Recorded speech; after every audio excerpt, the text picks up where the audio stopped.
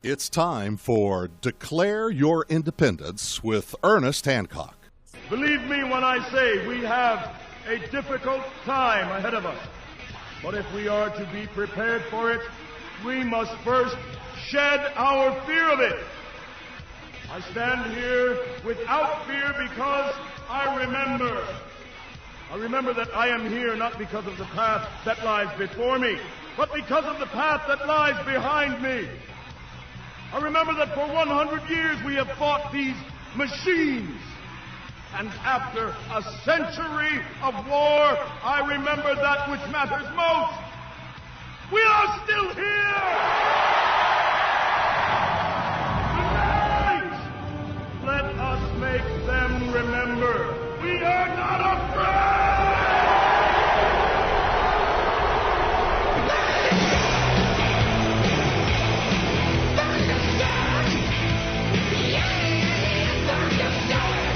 Yeah.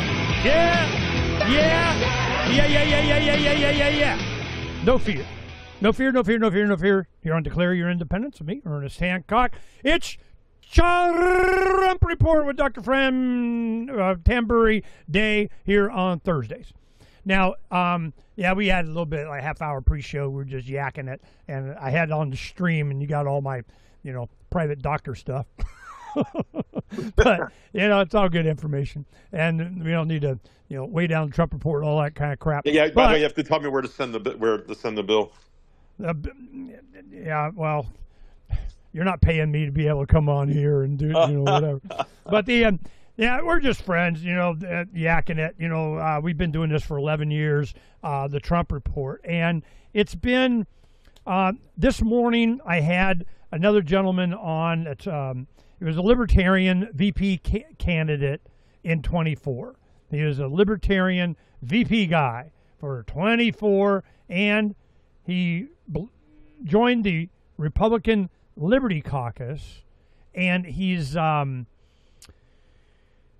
for vice president of the GOP in 28. And his name is Mike Termott. Mike, T-E-R space M-A-A-T. I'm not sure what ethnicity that is, but he retired police officer, he's an economics guy. He worked in Washington. He's a politico, and he joins the Libertarian Party. He moves on up. He's VP nominee. Then he's of the idea that you need to change the way the president nominee picks his VP. Well, he's told who to pick. That's how that works. But the delegates do have to vote on it. We rubber stamp.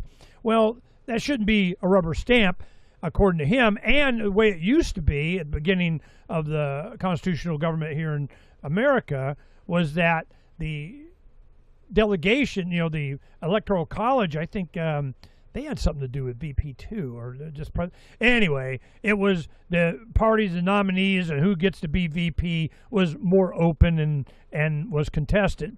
And a lot of times now it's just, I don't know. You go through a campaign, and the guy that was saying what a scumbag Trump was, and then all of a sudden they work a deal, and all of a sudden now he's his new best friend and becomes the VP guy. It sounds like politics to me.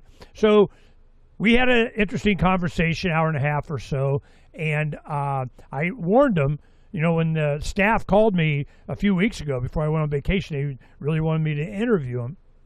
And, because Levolution guy, that kind of whatever. So I go, look, I don't think you want me to. I mean, seriously, I'm going to be asking why a lot. Why this? Why that? Why? Well, I care. You're still voting? I mean, that kind of thing. So they really wanted to do it. I'm like, all right, he seemed like a, nice enough guy and, had his mission and, why he wants to do it. And it was an interesting conversation, but man, I just can't muster up enough give a crap because I know how it really works inside the machine. And, he's willing to challenge this and go up and bring up the issue so that you can get one state is from Virginia.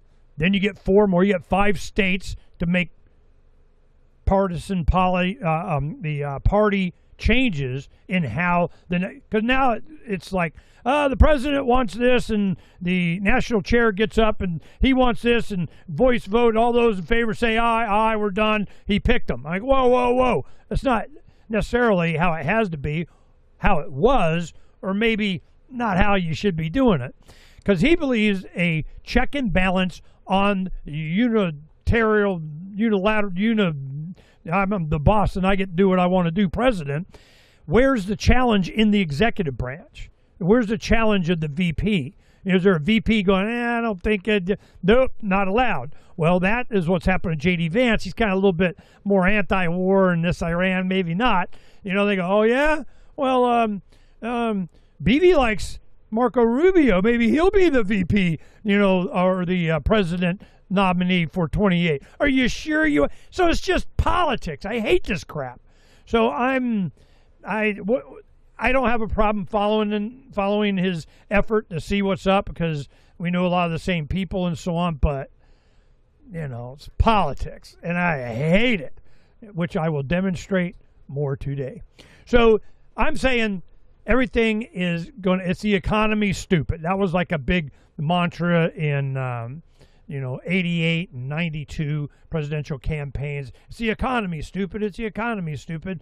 Well, a lot of decisions that were made then, tactics that they're using then, are evolving now into the next phase of what, bottom line, the U.S. dollar is going away. The competition, it's just, I have no idea what they're going to yank out of their butt to try and resurrect. They're coming up with stuff we'll talk about, what they're doing, but you got to get ready. This is not going to go well. No matter what they do, this is not going to go well. And it's going to be inflation. There's no getting around it. It's going to be a lot. And they're setting it up for a lot again. And all of you, that's why I told my family at the end of last year, I'm going to get out of paper. Get out of paper. Get out of freaking, it's a statement on your computer or in the mail, or look how much you got your stock portfolio and your retirement or 401k, a pension fund's got, woo, man, you're rich. It's got, yeah, get the hell out of that and get into something else, anything else. Tools, education, land, gold, silver, precious about something, because that's going, and it's gone. And it's happening right, not later. And how are you going to know? It's going to be a food thing. It's going to be either its availability, it's going to be its cost, it's going to be, and then how would that ever happen? Then you have the lockdown and the supply chain during COVID, and going to like that. That's how. And then we got the Straits of Hormuz is what time is it? It's closed. Whatever the hell it is. Well, fertilizer is a big thing. Feed the world on whatever. Well, a lot of people like Joel Salatin, he's going, look, man, you get a lot better soil. You're really a grass farmer, which is what we were talking about with the rancher last week from Oklahoma that we got to go tour and meet with and hang out with. And he's like, yeah, it's all about the grass. You're farming grass is what you're doing. Then livestock could go on the grass, but that's a grass thing. And how you rotate, he does the Salatin rotation thing and so on. He's got 5,000 acres, and he runs it with him and his wife and some part-time helper every now and then. By themselves. Holy crap. How? He just moves fence every day. That's it. It takes care of itself. So this is, so we may be buying a cow and, doing that and getting some healthy whatever, but big thing is just have access to meat, because I like me some meat. And we're doing the root cellar, which we're making progress on, to be able to store it. So this is rubber meets the road stuff is happening, right, not later. And all the other crap is just distraction. Now, for the past week, I have been busy getting caught up on land stuff, because we had, rain while we were gone. We had to fix that with the tractor. We had to do some work. But, and helping neighbors, I promised after the rain I'd go fix their drives and so on. So we did that and, doing some stuff. Now, the thing that I'm wanting to share with everybody is that what is our goal? Our goal is all this stuff doesn't matter. And I don't care. You know, we're producing food. We have food. We got the chickens now. They'll be start making eggs here directly. We got. And it's just Donna and I, we could get more help, and that'd be cost or a lot of volunteers. We may do a workshop, you know, in like mid-November. But, yeah, I just don't want a lot of people even know where I'm at or come out here or, you know, kind of, you know, camp out and never leave or, you know, I don't know. But the people that are already out here, you want to know. You want to be a community, or people encourage them to buy. So we're going to do a newspaper again. And that newspaper, you know, we'll develop it and have a lot of good reference information material and who has what and the way to communicate and so on. And that'll be probably before the end of January, if not before Christmas or I have no idea. We'll take our time on this, and there's a lot of reference material you want to put in. There's a lot of news you want to put in. There's a lot of expansion of the man out here you want to put in. There's a lot of news on, you know, do they want to incorporate and how they're going to do that and what, you know, the politicians and the planners and developers and everything are going to explain it to you after they already did it. You know, so we'll go ahead and include a lot of that. But it's also national and international. What's happening to America is happening everywhere. The dollar system, Trump and them are going, well, you know, Bassett going, well, if you don't do what we tell you to, you're off the dollar system. And then what? You know, you're not going, well, we'll create our own system. Well, they have some opportunities and competition, but the dollar system internationally, the wiring system, the borrowing system, the volatility and monies and FX, you know, the exchange rate with other currencies and what contracts are paid in kind of, you know, the petrodollar is so extensive. It's being dismantled. Competition is coming, but it's not going to be done next week. So they're counting on that system that they control. You do what we want you to do or you're off. Well, when they did sanctions on Russia in their invasion or defensive move, or however you want to look at it, against NATO and expansion of yada, yada, yada, there's more to it than just, you know, Putin decided to invade Ukraine.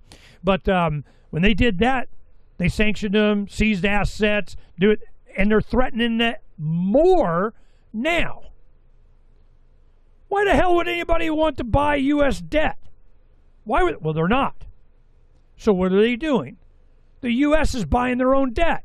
They're buying, you know, short-term interest at 5%, you know, and retiring the long-term debt at a higher kind of, it's just shuffling deck chairs, you know, musical chairs on the Titanic. And we have a lot of posting of videos that explain this and so on, but, you know, the main thing is I sent to my family. I'm going, look, this is coming. Your generation is going to have to deal with this. My whole goal was freedom's phoenix from the ashes of Lady Liberty's torch for the grandchildren. But you guys, you know, just need to be raising productive, smart, know better, don't get in debt, take care of business, you know, get all cowboyed up or whatever now, because here it comes. So I think our family will be all right, just out of the character that they have, and they'll adapt and overcome.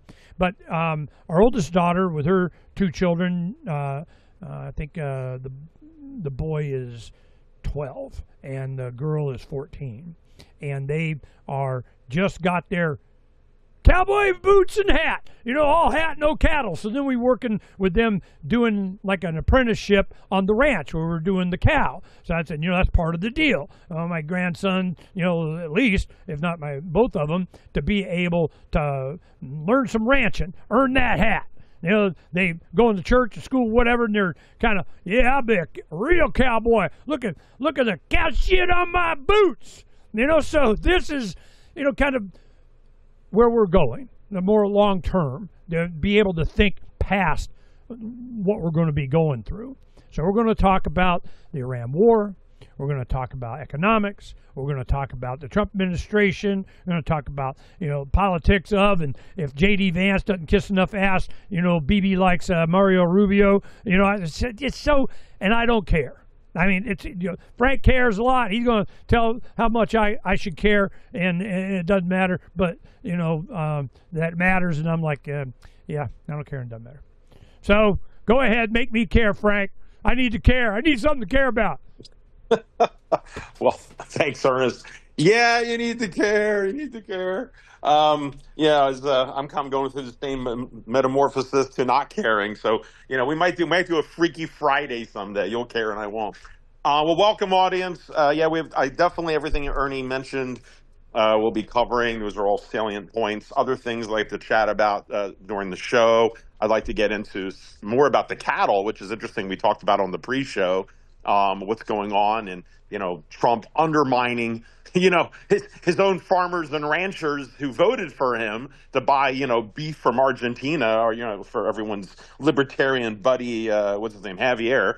But we'll get to that. Also, censorship in movies. It's kind of a thing that's people are kind of growing. It's under the radar. I know it sounds like cliche for this audience, but a new movement has really started in the last year with 4K, all these new 4K editions that are being censored under the guise of the new updates of 4Ks. So just another level of ownership or 4K lack of censored. ownership. What the hell are you talking about? Of basically reformatting movies, taking things out of movies, changing movies that for political correctness reasons, but they're reissuing them. E.T. the extraterrestrial got chemtrails added. Yeah, it's kind of like the E.T. thing on steroids now. If we have time, we'll get into that. Definitely the politics. We're going to get into that. The future of MAGA, where MAGA is now, the rearranging of the deck chairs of what's left of the MAGA movement, or really different from the America First movement. I think that's becoming more clear that the OG people, like, I hate to just point out Alex Jones. I'm not trying to make him the face of everything, but to his credit, he certainly put his head out on the line before almost anyone else, at least publicly, when everything was a conspiracy theory.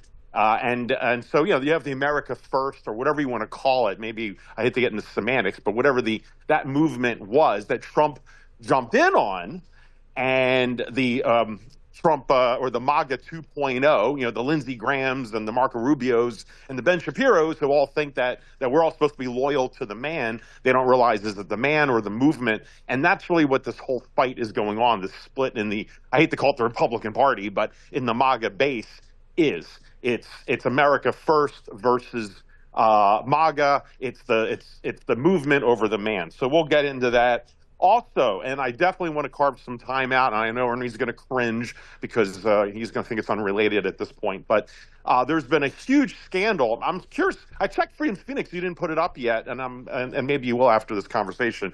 Is a huge scandal going on in the Grand Theft Auto video game saga, and it's really significant. They're probably going to make a movie about what's happening over the last week. And Are you a Grand Theft Auto player? Well, yeah. I mean, I played the last one. Of course you are. Well, because Tangerine Dream did the score, for God's sake, if not that alone.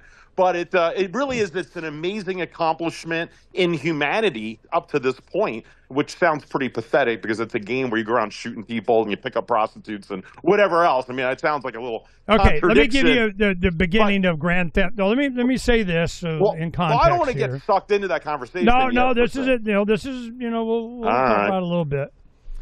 Grand Theft Auto, the way it started out, it was kind of a you steal cars and you go around mayhem and get chased by cops and everything. But it was so popular that it has its own thing, and it's online and you play with whatever.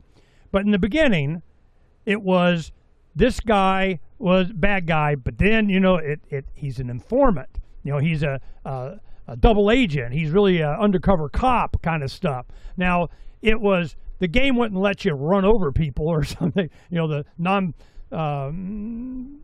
player characters would jump to the side. They were ninja, but this whole thing to be able to have this Grand Theft Auto and not make that like they were all about against rap because it's all about killing cops or whatever, which you find out later was intentional by intelligence community. But here we have the Grand Theft Auto was allowed and encouraged because the hero is a cop. Well, that kind of got lost. Is that still the motif now, or did that go away? Oh no! I mean, in this game, people spend most of their time shooting police, which is not something I advocate, but that's what you do in this game. And other risque thing or other things that are risque. So the main character is not an undercover cop anymore. No, I mean no. I mean not Grand Theft Auto 5. That was the last one that was been around for 15 years. I mean, the last game has lasted they've milked that game for 14, 15 years. Again, this is a game it's a project. It's not like any other game where normally you buy the game and kids will play it for 20 hours and they beat it and they move on to the next one. This is where they invest 10 years or longer, in this case, for Grand Theft Auto 6, in building a sandbox, what they call it. It's like a whole world, literally a city where you can you'll never explore everything in this game. If they create a city and then it's like Dungeons and Dragons almost, for those who know. And then they make modules and you can play different adventures in this world of Dungeons and Dragons in your mind. In this case, you're able to do modules or have different adventures by yourself with others. You can download new adventures with new characters that take place in this giant world. So this is why when they make this huge investment, making such a game this big, it's not just that you just play through one time. I mean, there is a main story, but once you're done, that's just like the tip of the iceberg. You get to now explore and have so much. I can't even tell you how much you can do with it. Well, anyway, audience, before I lose you guys and you think Ernie and I are going to go off on thinking about video games when there's a lot more important things going on in the world, I just want to really set the record why I'm even bringing this up is because, the video game industry is bigger than Hollywood by far. A lot of people don't know this. And this is a huge industry with just like Hollywood's collapsing, the video game industry is on the verge of collapsing as far as the AAA titles. Just like with Hollywood, so much money is being put into these giant movies that they're getting too top heavy and they're about to collapse studios. That's what's happening in the video game market. And this game is the equivalent of, Sony or Disney putting all their money in like Avengers Endgame, and then it collapses or fails at the box office. It could take down studios. That's what will happen if this game fails. It took $2 billion to make this game over, I think, 15 years they've been working on it. 15 years. And it's about to come out this November. And anyway, the reason I'm bringing this up, guys, it's coming out this November, and all the hype is finally coming up. But there's been a lot of fan backlash for different reasons. But what's happened is that a hacker apparently got a hold of the entire game. And he's supposedly not even in America, so the feds can't find him. And this hacker is now every single day releasing clips from the game proving that he has a copy of it. And it's completely made the company, I think it's Take-Two Software, they have lost their minds because this is the biggest investment. And if this thing because the guy has the game, he's proving he has it. And every day he's putting polls up and he's avoiding all of the international police, Interpol, I suppose the feds of America are all after him. I mean, this is like a thief drama that's better than a movie. And every day everyone's checking their feed. What's going on with this guy? His name is Cyber Leak. Leek as in Leek, the vegetable. So his moniker is like a head of lettuce leek, with shades on, and he's like mocking the entire system, and no one's caught him yet. And what's dangerous is because he has the game, is that he is now threatening the entire industry. That if they don't, he put a list of demands. He goes, if you people don't match my demands, then I may very well release the entire game for free. So this 15-year project is about to be released for free, and this software company is trying everything, quote, legally to stop this. But now all of a sudden, anyone who posts anything is getting flagged. They're getting government agents showing up at their house. You got attorneys all over, even if you just repost something. They're trying. This is like the Motion Picture Association of America, MPAA, which is always chaired by some ex-congressman or something like that. It's Hollywood.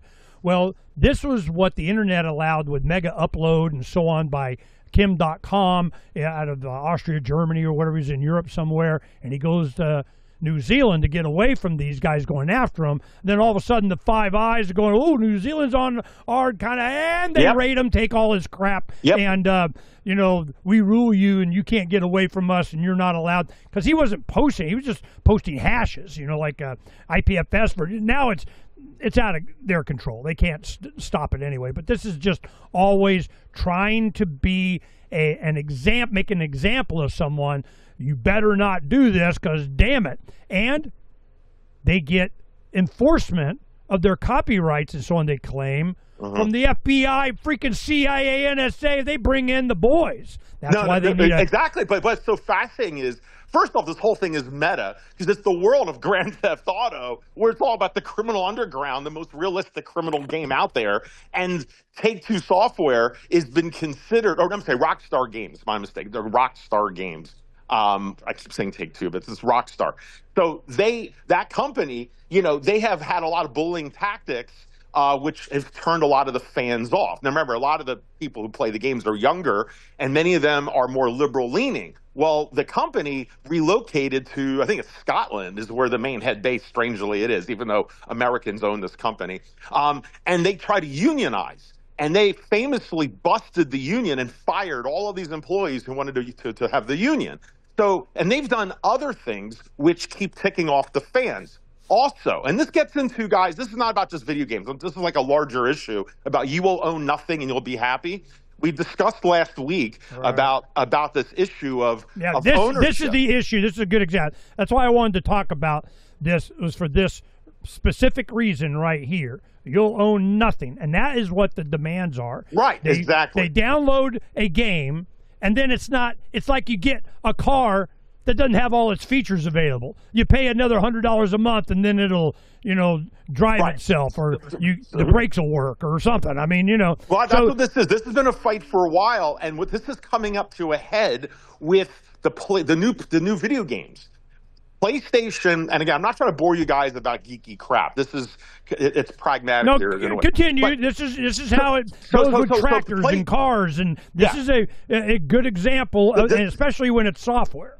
Right, exactly, and it's kind of layered. And where we're getting to, and just so the punchline, is that this whole thing, there's so much money and so much power, and it's all in the head of a pin of some hacker somewhere who is using cryptocurrencies for people to vote on what they want to see next for him to leak. Like, he's interacting with his fans, with the whole community, but he's using his own crypto. So he understands crypto. They can't find him because of the crypto. He somehow has this copy. They don't know how the hell he got it. It also brings up issues because in order to cut costs, they moved from America. Then they busted the unions. Then they started hiring all these very cheap programmers from India and other places because it was cheap. Well, you know how the Indian electronic computer scammers are. They're always from India for some reason. They don't give a crap. And these other countries don't have the same copyright, kind of regulations and oversight that America does. So they put all their trust into these other developing countries to make it cheap. And this is where all these leaks keep happening from other video games, not just this one. So, and now the video game companies are trying to get back, or this company, Rockstar, is trying to find who this hacker is, because we're talking only a month or 2 months until this is released, and they cannot control all of what's happening. So now they have all these court orders, and what's interesting is they're trying to force. On what? They're trying to force YouTube and on all the major network or social media sites to enforce their will of exposing anyone who's even posting anything about the leaks. So this is becoming like a legal issue. If you're it's becoming like COVID. That's what it's like. No, exactly. It's a lot like COVID. And so their attorneys who have a crap load of money, they just lost $2 billion in the stock. Their stock went down $2 billion in the last week because of these leaks. So, I mean, this is serious stuff for this company, but you're seeing what happens with a very powerful company with the current administration and just how the deep state is how our rights get eroded, because they just put a lawsuit in forcing Twitter. Twitter was the last holdout, thanks to Elon Musk, of refusing to turn over all the names of anybody who just simply reposts the fact that this hacker is doing something. Like, it's already out in the because they public need domain. AI to be able to scan through all the data they can possibly get to try and find out who this is, and might just be a from Bangladesh employee of you pissed them off. Yeah, right. Some people think it's a ticked off employee that got fired because of the union busting. So who knows what's going on? But what's interesting politically, though, is that they finally forced Twitter just a few days ago in an unprecedented move, to release it basically doxed all of these people who are, in the, I don't want to say just hacker world, but the computer world. A lot of them have channels. They talk about this industry stuff. All of them now have had their names and information released to this company, who can now, they have their info, which could be used for other reasons. So it's a precedent line that's never been crossed. And Rockstar just did it. And the question is, who has the money to fight this right now? Rockstar knows that they'll probably push back, and maybe they'll lose the site, maybe they'll lose this initiative, but they don't care, because by the time they're given a slap on the wrist and they got to pay a few million to somebody for being doxxed, they don't care, because this is billions of dollars on the line with only 2 months to go before the release. And it's so they more don't than give that. a crap. No, but it sets a precedent for further on. That's the concern. Yeah, and that's my point. A precedent for or against what? See, video games is one of the, it's why PewDiePie was such a big catch, and he had to be your for us or against us, and you have to be on team collective, we rule the minds of young men kind of thing, because if you're not in control, you're out of control. And what they see is this is out of control, because this is the point that I wanted to make. On the screen, you'll see the development history of this game. It was originally titled Race and Chase, and it was meant that the players controlled the police officer chasing the criminals. And then it kind of morphed in, kind of a undercover kind of do it. Then screw that. They didn't, it was boring. They didn't like it. They need a bad guy. They need criminals going out and being criminals and stuff. So it kind of evolved from that. And how do you inject concepts and ideas and needs for general public opinion? That starts when? When you're a 13-year-old, 12-year-old, 8-year-old, 4-year-old, or the hell age they start this stuff. You do this, and you can inject morals, principles, concepts. Hell, you just keep them entertained and avoid learning something. I mean, there's a story that we may talk about.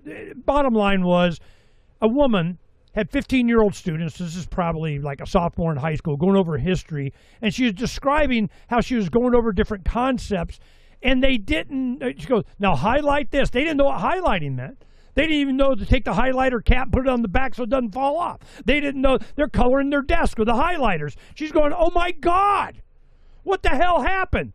Grand Theft Auto, that's what happened, So this is more than just, we're going to lose money from this. They're going to lose control. Right. And what it is hackers that have the ability through, when you're talking billions and billions of dollars, if there is some interest against it, be a competitor, a pissed off employee, the unions, whatever, governments, how much will they spend? How much do they not have to spend if you just piss certain people off? So this is what's going on. Then you go, the other point I wanted to make, now it's no main characters in Grand Theft Auto series are, they're not police officers. Though fan theories occasionally suggest that Grand Theft Auto 6 protagonist Jason Duvall might be an undercover cop or working with law enforcement. An informant, little son of a bitch. Well, that'd be Grand Theft Auto 7 or something. So this is, it's a manipulation. It is a platform for mind control. It's the same thing that Phranq and I am willing to talk about this. It's exactly the same thing we were talking about with Disney, with DC Comics, with Marvel. It's pop culture. And what is the most influential pop culture right now on a lot of young men is freaking this game and things like it. So what are they saying? Look, this, you'll own nothing and here's your happy shot. What they're doing is they're going, yeah, you're going to pay us for this game. Oh, and you want access to more features of the game and online game? Well, that's so much a month, and that's so much more here. And you got to pay for this, and you got to pay for that. Well, all these gamers are going, You little rip-off sons of bitches. You know, we're not doing that. I buy the freaking disc. It's mine, right? Download it online. It's mine. It's done. It's complete. There is no negotiation. We're not, looking for whatever because we're hackers. We got it. You do this or we're releasing it. That's the way it is. And they go, nope, not if we find you first, Well, that's what they're trying to do. Well, what if they don't? Who's going to control this? One person? One group of people? How popular is this concept going to be with the gamers? Well, 12-year-olds don't care. Just get mom and buy it anyway. So it is a philosophical thing that's not just video games. Right. It is on buying a tractor. It's right to repair laws. It is, do you own the property that's in your freaking hand? Do you? No. What about your smartphone? What about this is a battle of a concept. Can you own something? Well, you got that Tesla, but it don't run without the software. In fact, they break down all the time. You got to have somebody upgrade software, something. Well, what about your Optimus robots going around, we ain't stabbing you, Yeah, well, you didn't upgrade. So this is much larger than just Grand Theft Auto 6 being, the great new 15-year release of oh my God. Now, when we went back to Oklahoma just a few weeks ago, helping our daughter and her family move, we finally got the game room all set up and everything. What's the first thing comes out? It's been in storage while they've been traveling across the country. Oh, PlayStation, 5, whatever it was, that my grandson had, and he won't get that bad boy up and running. So they get it up. You get, Gran Turismo. That's a really good game. Made a movie about how the super gamers got in and actually became drivers in, the Formula One. Why? Because they drove the tracks 1,000 times. They go, if we could, get them to the chubbies into the gym and actually make an athlete out of them, put them in the car, it'd kick ass, which they did. They went, now, of course, the industry and the other driver didn't like it none too much, but the point that they were making is like, look, this simulations are so good that they can actually compete professionally and win. Well, damn, they didn't like that. Well, what happens? How much control do you have of these games? What kind of, who's playing them? To what? I mean, it's an enormously influential part of this society. As he loaded that game up, oh, I'm sorry, you got to phone home. You got to have a email, and mom and dad or you or something is be able to unlock and be able to play multiplayer of kind of, he and I couldn't play the game together side by side up there unless you opened it up to be able to do it online so that you could play, with your friends. Whether you were online or not, you had to be online. You had to, open up the system of whatever and then pay this to get that. And then you have all like other games that you have this crypto or a token to be able to buy, Sim City, and all of a sudden I want to start off in a mansion, or I'm doing some space station, galactic, whatever the hell. That's what made, what was the crypto thing that, you lost all your money, started with the M, I can't remember, that they were trading crypto early on a platform. I don't remember. Yeah, it was an exchange in Japan. MT Gox. Yeah, MT Gox, Mount Gox. So Mount Gox, one of the things that they were for is that you could go and trade these tokens to upgrade, so it was worth real money. You guys up there, man, woo, if I got me a gazillion tokens of whatever, I go to Mount Gox and I've made me some money because I'm full-time video gamer or whatever. Well, they were trading that for Bitcoin, and then they were being held back, and then of course it went and it's gone because it was an exchange of who's going to sue or criminal somebody or something. I mean, it was a thing. So this is much bigger than what people realize. This is representative of this new economy, of what they're going to be doing, certainly with software and with everything else that requires a freaking chip and software to run it, including my tractor. So I'm just, one of the big things, first I had $6,500 under warranty work, replaced the computer of whatever the hell, and when I took it in, what's wrong with this whatever? Oh, I'm sorry. We don't have the interface cable that goes down. That's a couple of weeks. We got to order that. And then they had to pay for that. And then I got to, as warranty work. But I'm just going, I'm without my tractor for weeks because of software bullshit. It's a diesel. You flip it on, it works. But no. So this is right at the front edge of this battle that is going to be all about, do you own anything? No. You'll own nothing and be happy because you don't have a choice. And that's what they say. So that's why I always say, you'll own nothing and here's your happy shot. And the shot is of, an actual shot, dial you down, reduce the testosterone, feed you some more poison, get you to accept whatever, the inevitability of this, and they get a win by doing a Kim.com thing. They go in and raid and take all his crap, and you're doing it wrong. So this is what they're doing now. They're using the Five Eyes. They do it just like MPAA, Hollywood-controlled freaking intelligence community. You think these guys with gazillions of dollars and their lobbyists and whatever don't have some FBI in the front row, pick me, let's go whip some ass? That's what they're doing right now. Why? Because somebody said no. Yeah. That's it. Yeah, no, this is it's a complicated story, although it's simple at its core. It's just about ownership. Basically and what I future. just said. But it's pretty involved in a sense each day. So those of you that are intrigued, go look into it. Just so you know, also with this game, a couple of comments I want to bring up. First off, you remember way back in, I think it was 1999 or 2000, there was a disease that was going around the news talked about. It was called the Wookiee flu. Do you remember the Wookiee flu?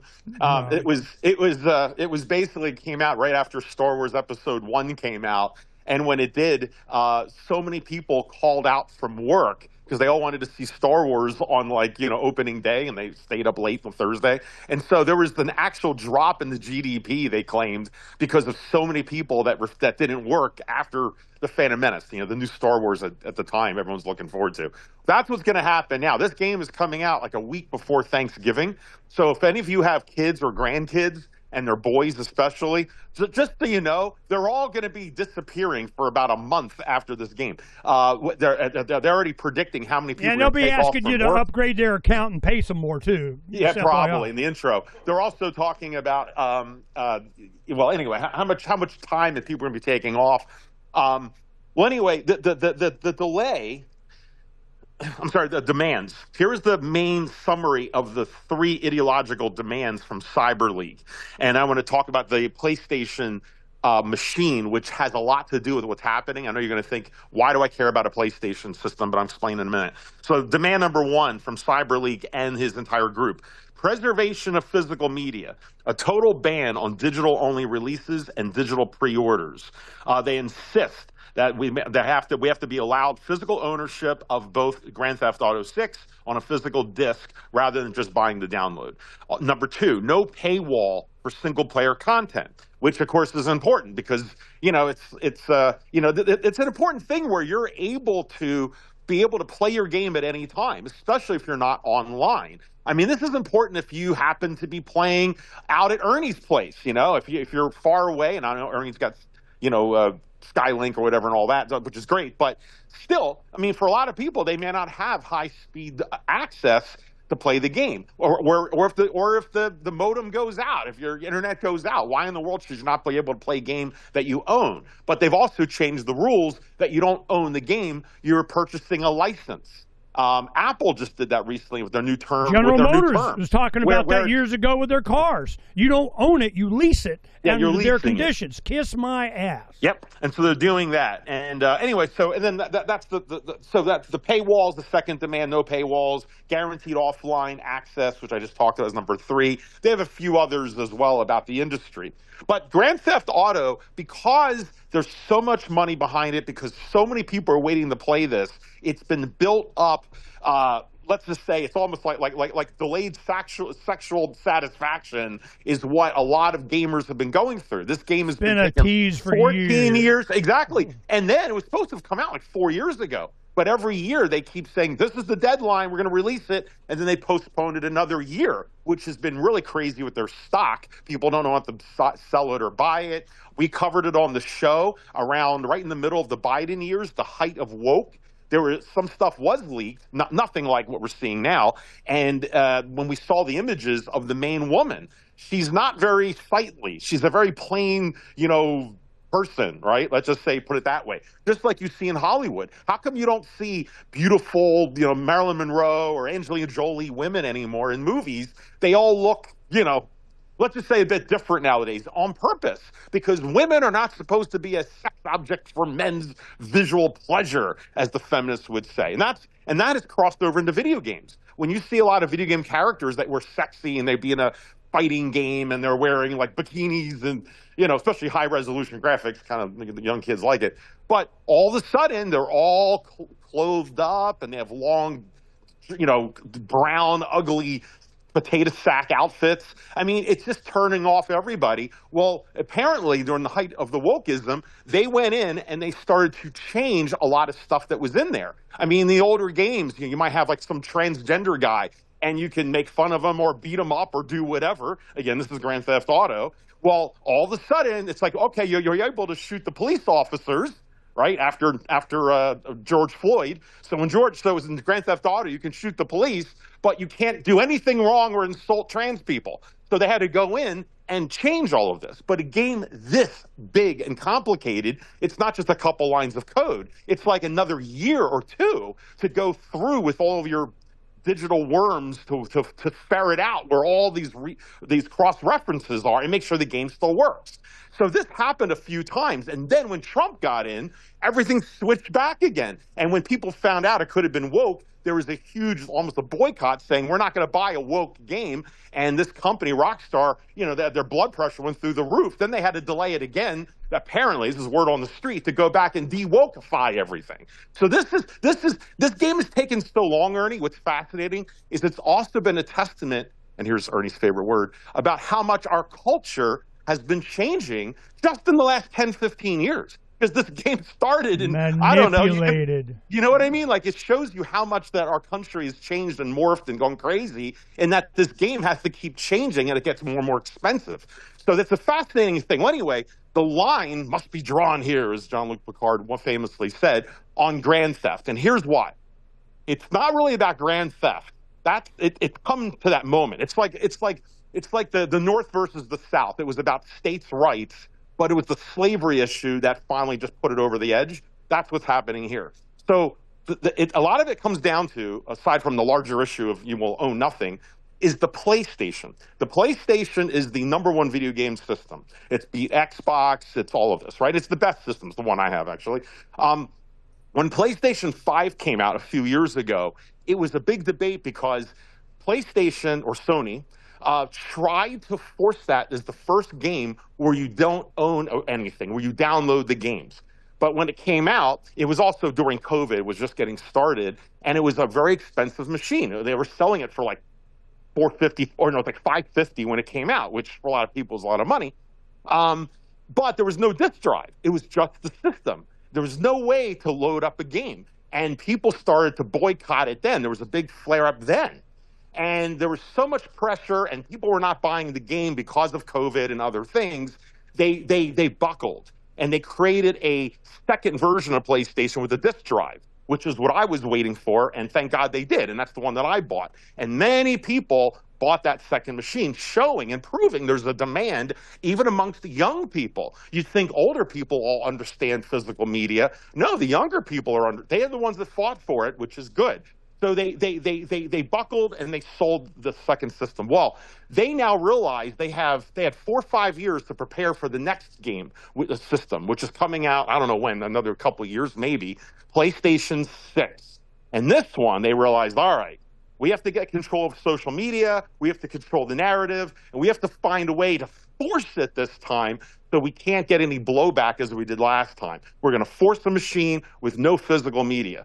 So that's what they announced. It was a couple months ago, and we covered it on your show. which is they said no, the next machine, no disk drive will be there. Everything has to be downloaded. Well, there has been a revolt in the video game world of people saying, oh, hell no.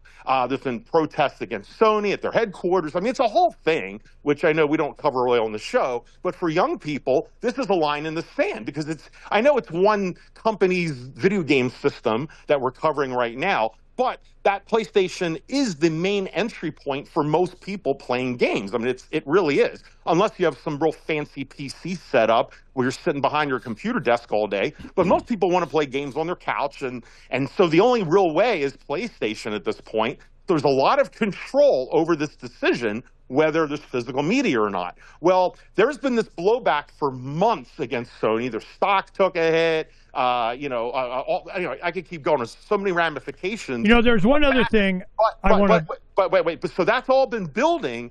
So then, when this Grand Theft Auto thing is coming, word on the street is Rockstar Games and Sony. You know, they're big guns, so they're talking together, and they're like, look.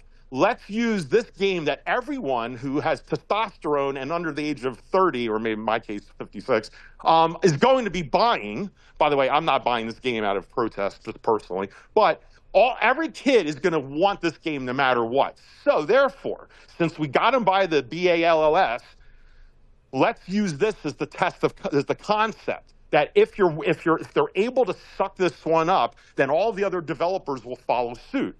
Not only that, they're charging $100 for the game.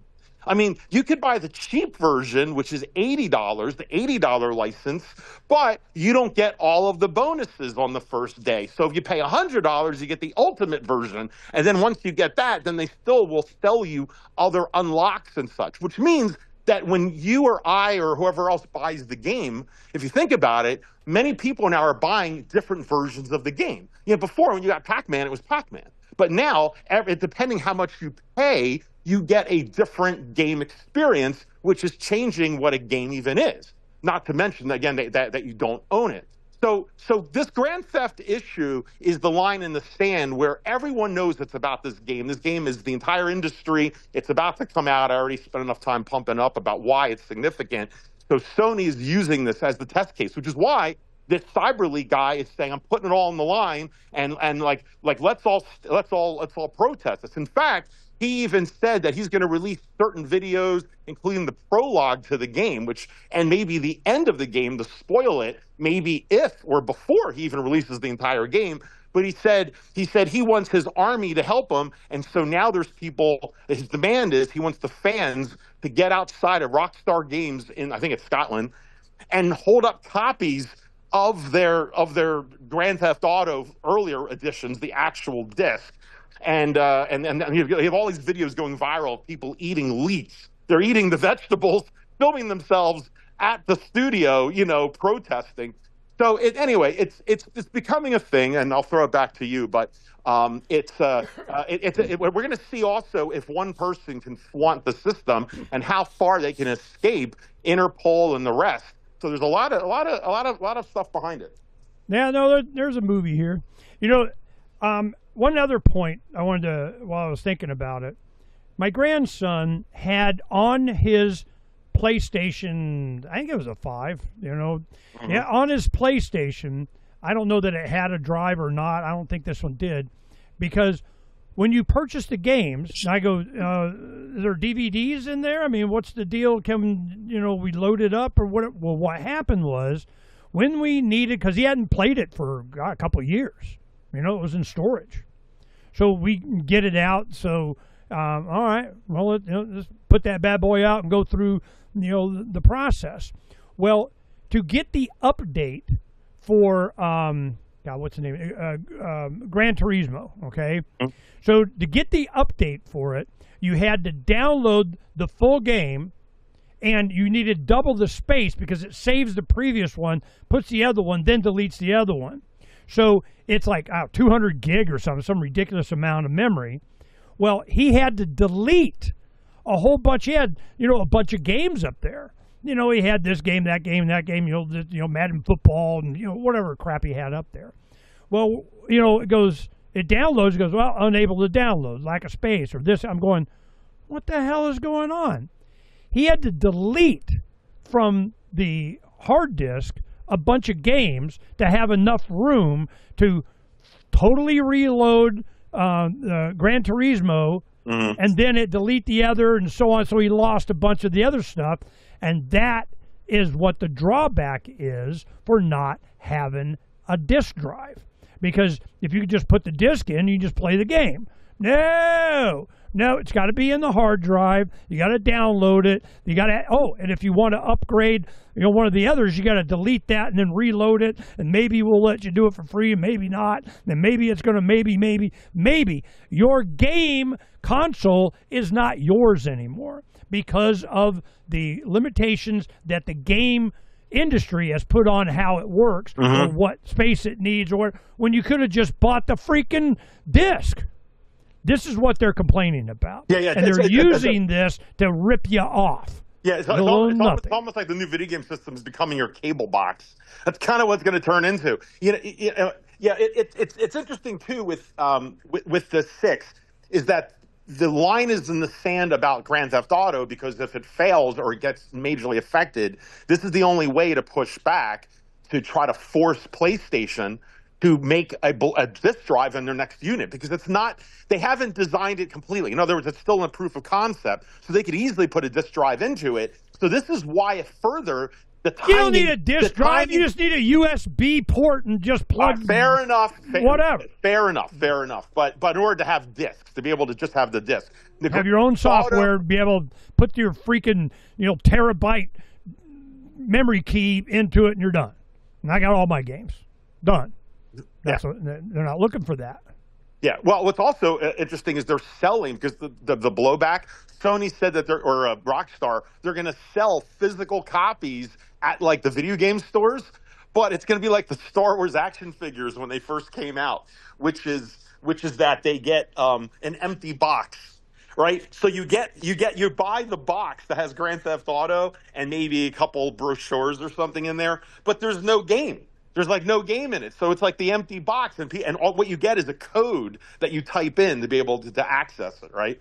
So anyway, and what also is one last point, so I want to keep talking about this, but it's a fascinating topic, is remember I said that the PlayStation 5 was like $550 in 2020 or so, and it's still around that price now because of inflation.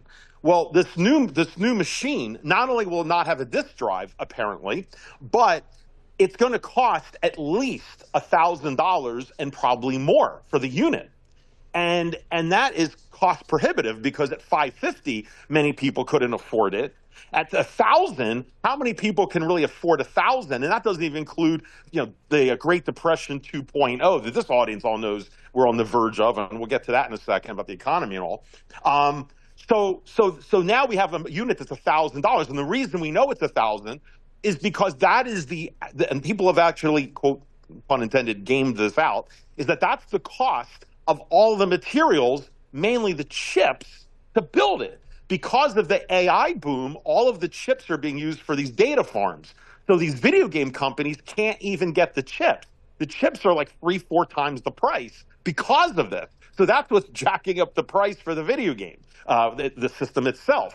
So if you're paying that much money more with people who are bankrupt and you can't even own your game, then that means that basically no one may even buy the unit. So there's debate about whether Sony will even put out another machine, which some people are wondering, could this be the death of the entire video game industry? Now, it doesn't mean video games are going away, of course. It just means what started with Pong and Atari 2600 and all of these game systems since, we may actually be at the end of that, where because of all of these forces coming together, we transition fully to, you just have to jack into the cloud in order to license someone's game on their terms. And that is the line we're at right now with this game and the Sony PlayStation 6 that's carefully watching CyberLeak and what's unraveling right now. So anyway, that's why it's newsworthy. Thanks for letting me, talk about it.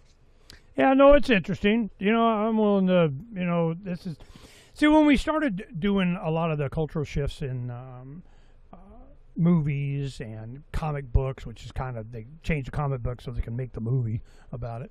And truth, justice, and the American way is now truth, justice, and a better tomorrow. Kind of. I mean, again, American way. Ew, what's that? It sounds Trumpy. So it's this is where it starts. This is where it starts to manifest itself. This is where it's tested. This is where they get younger generations. This is where they get, the inevitability feeling that this is how it's going to be and get over it. This is how it starts. And so it'll be a year, 2, 3 from now. And if you play or recall this conversation, you go, yeah, that's where it started, or it started even well before. I can see how this manifests itself. And for me, the first inklings of this was John Deere. John Deere farm tractors made the repair of it so complicated, and so you got to have a tech guy and so laptop of go and make your tractor work because you can't start it. And you got to pay. And no other your mechanic can't get this software. We're doing it now. I'll make the money. And I tell you this one story, what we can expect in the future. We were driving. We went to California this last weekend for a friend's memorial, and then we went and stopped and hung out. See one of my grandkids. They had a soccer tournament in California, and then one of my sons has a business there. We wanted to stop by and see, and then we went to the memorial and we drove back, and just having a good time. And where was I going with that? I forgot my train of thought. But, I can see that this is going to be more and more of an issue. And with the tractor thing, it started off with, one of my son-in-laws is fully, oh my God, trained as super tech geek auto guy.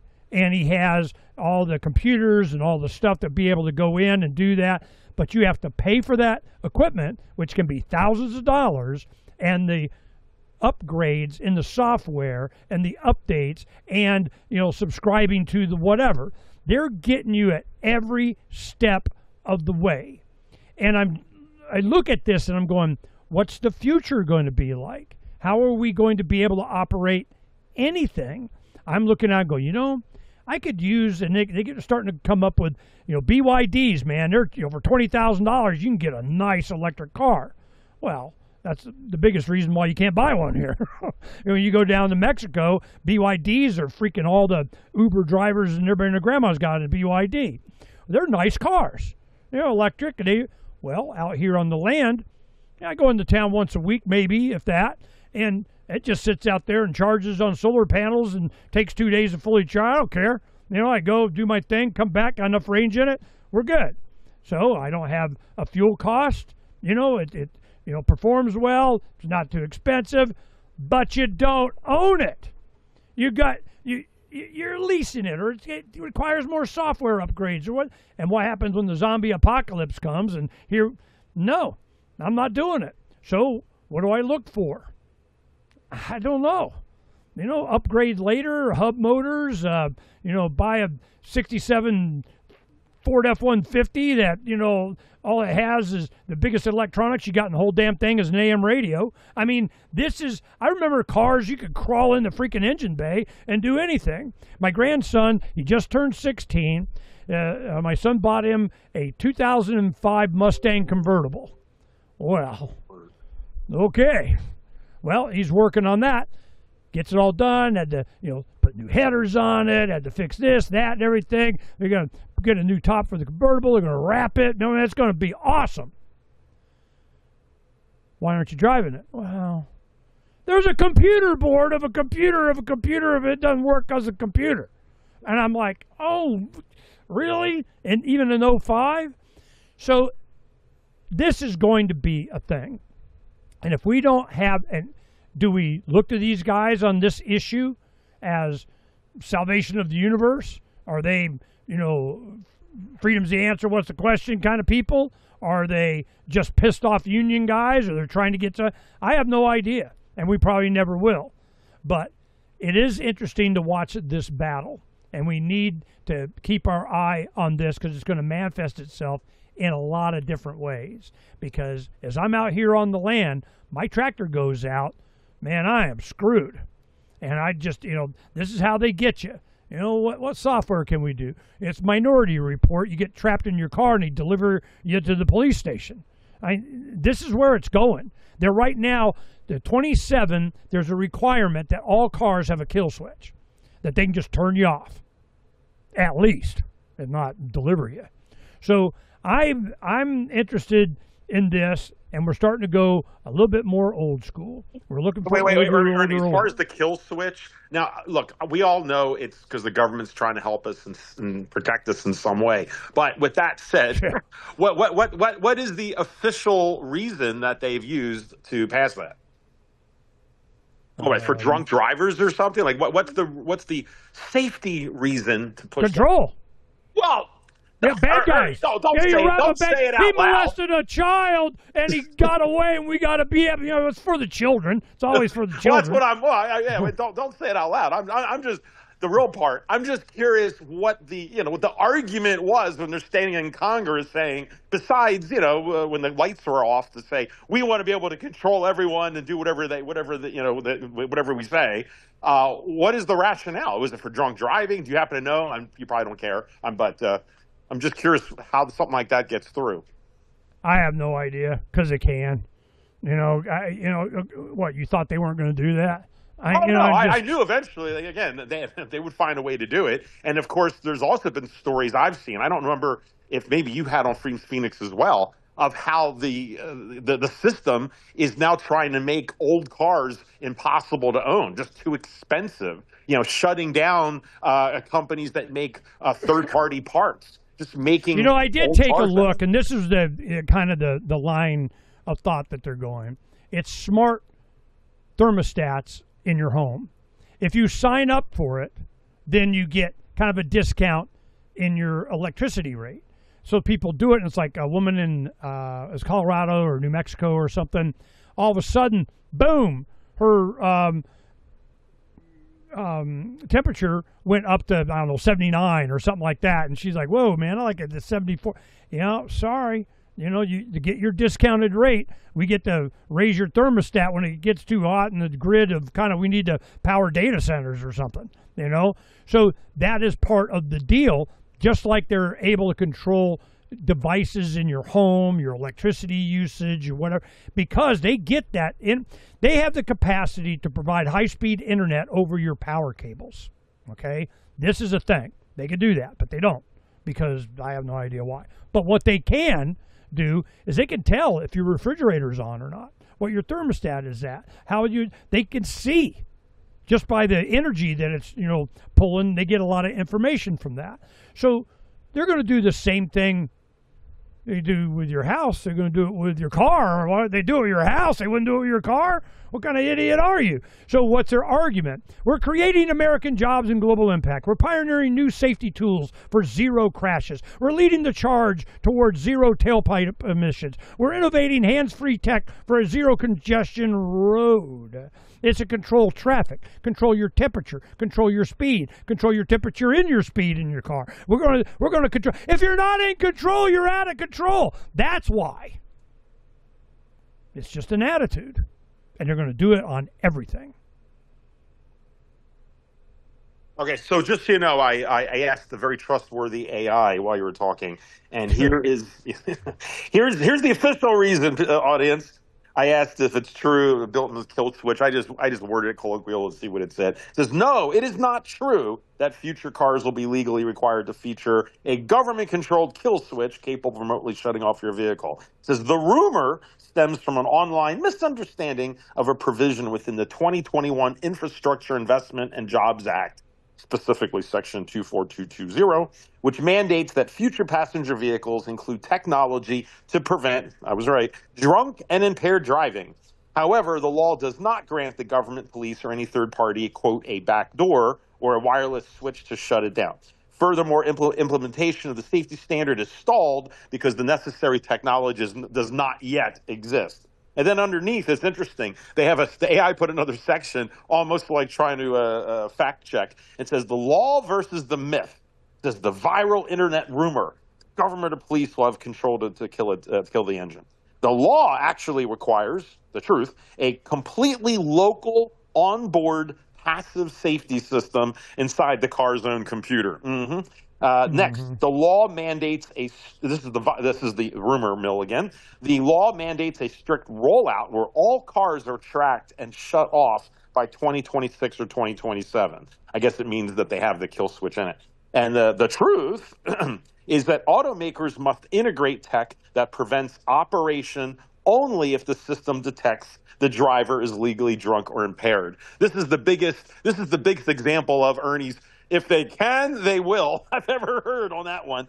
And then the last because one, it determines whether you're too tired or that you look kind of drunk. Right. Well, you come in, I'm an emergency, all of a sudden I chopped off my leg or I got somebody injured, now you're too nervous, you're not allowed to start your car. No, I know. This is the same damn situation we saw with the smoking ban. It's like, all it is smoking because it could hurt people, right? Your smoke can affect me, which again, I have a whole issue with the secondhand smoke BS, which that's another conversation. But they used it to force this through. It's like, we're not trying to control companies or anything. It's just, if your smoke affects me, then we have to stop it. Now, granted, the whole private industry of having smoking restaurants versus unsmoking never seemed to occur to these people, but that was the argument they used. Then, of course, once you get the smoking ban the restaurant association didn't want somebody to have an advantage. Right. So the minute they were the smoking ones doing ban, it. And what people didn't realize, heck, Savard and I, my wife, we almost divorced, quote unquote, on our first date.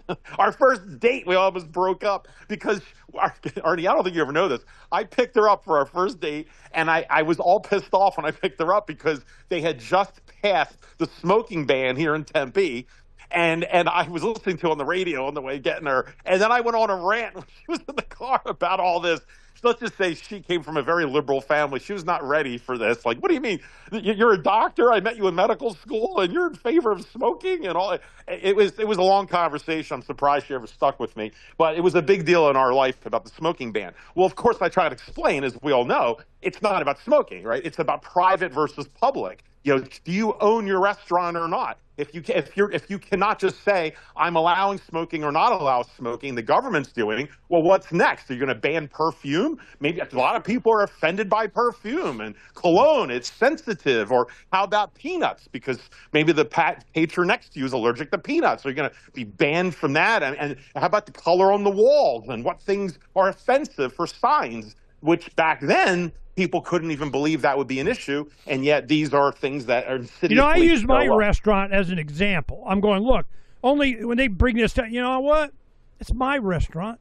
Right. And if I want only, gay, black, lesbians with guns can come into my restaurant, that's my choice. Yeah. And it's just over. People are so conditioned to being controlled. Yep. And that's certainly controlling other people. So this is exactly the same thing. It's the same deal. Well, it's not like we're controlling it. It's an independent, it's just one simple thing. Because if someone's drunk, we got to stop drunk drivers. I mean, would you want your child out on the road killed by a drunk driver? I mean, obviously it pulls on the heartstrings, and those are serious heartstrings. Trust me. MAD, remember MAD, Mothers Against Drunk Driving, and that was a very effective group. They had a lot, of armament behind them. It's a sensitive issue, but it's like you start off with drunk driving to be able to implement this in the car, and then from there, obviously they can change it up. It's like, first drunk driving, but then later on, it's like, it's for fatigued drivers, like what Ernie just said, because according to the law, it's not about fatigued drivers, it's about drunk drivers. But now maybe it's fatigue. Maybe instead of smelling alcohol, it's for monitoring. Here's what it says. Course. It goes, by 27, federal law under the Infrastructure Investment and Jobs Act aims to introduce advanced impaired driving and passive driver monitoring technology. It's going to spy on you. Right. That's a requirement. And you're right. You have to have a camera that's looking at your eyes, to look at your face. And that's what it comes down to. And once you have the camera for that, then it's like, okay, and by the way, it doesn't talk about whether these cars are mandated to speak to the internet. I turned off now all that's what I wanted to mention here. Let me put this in. Yeah. Over-the-air updates expanded computer architectures supporting continuous remote feature updates and safety upgrades, always about safety upgrades, are becoming standard across new models like Mercedes-Benz, whatever. So it's over there. You know what this is? It's like iRobot with Will Smith, and all the robots, their chest turns red and gets updated and crash everybody. I mean, it's always central control. What they want, and this will continue.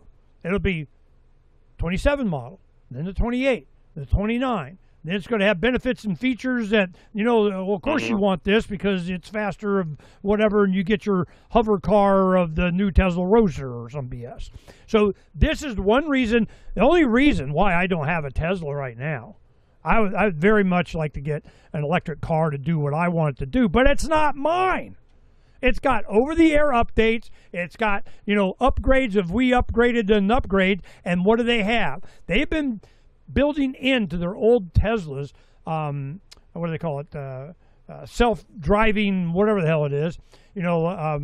FSD, what does that stand for? Anyway, it's self-driving software. But they have the hardware already in it. They got the cameras and they got the sensors and they got whatever. So when we get the software right, and I want that, well, it'll cost you this much a month, okay?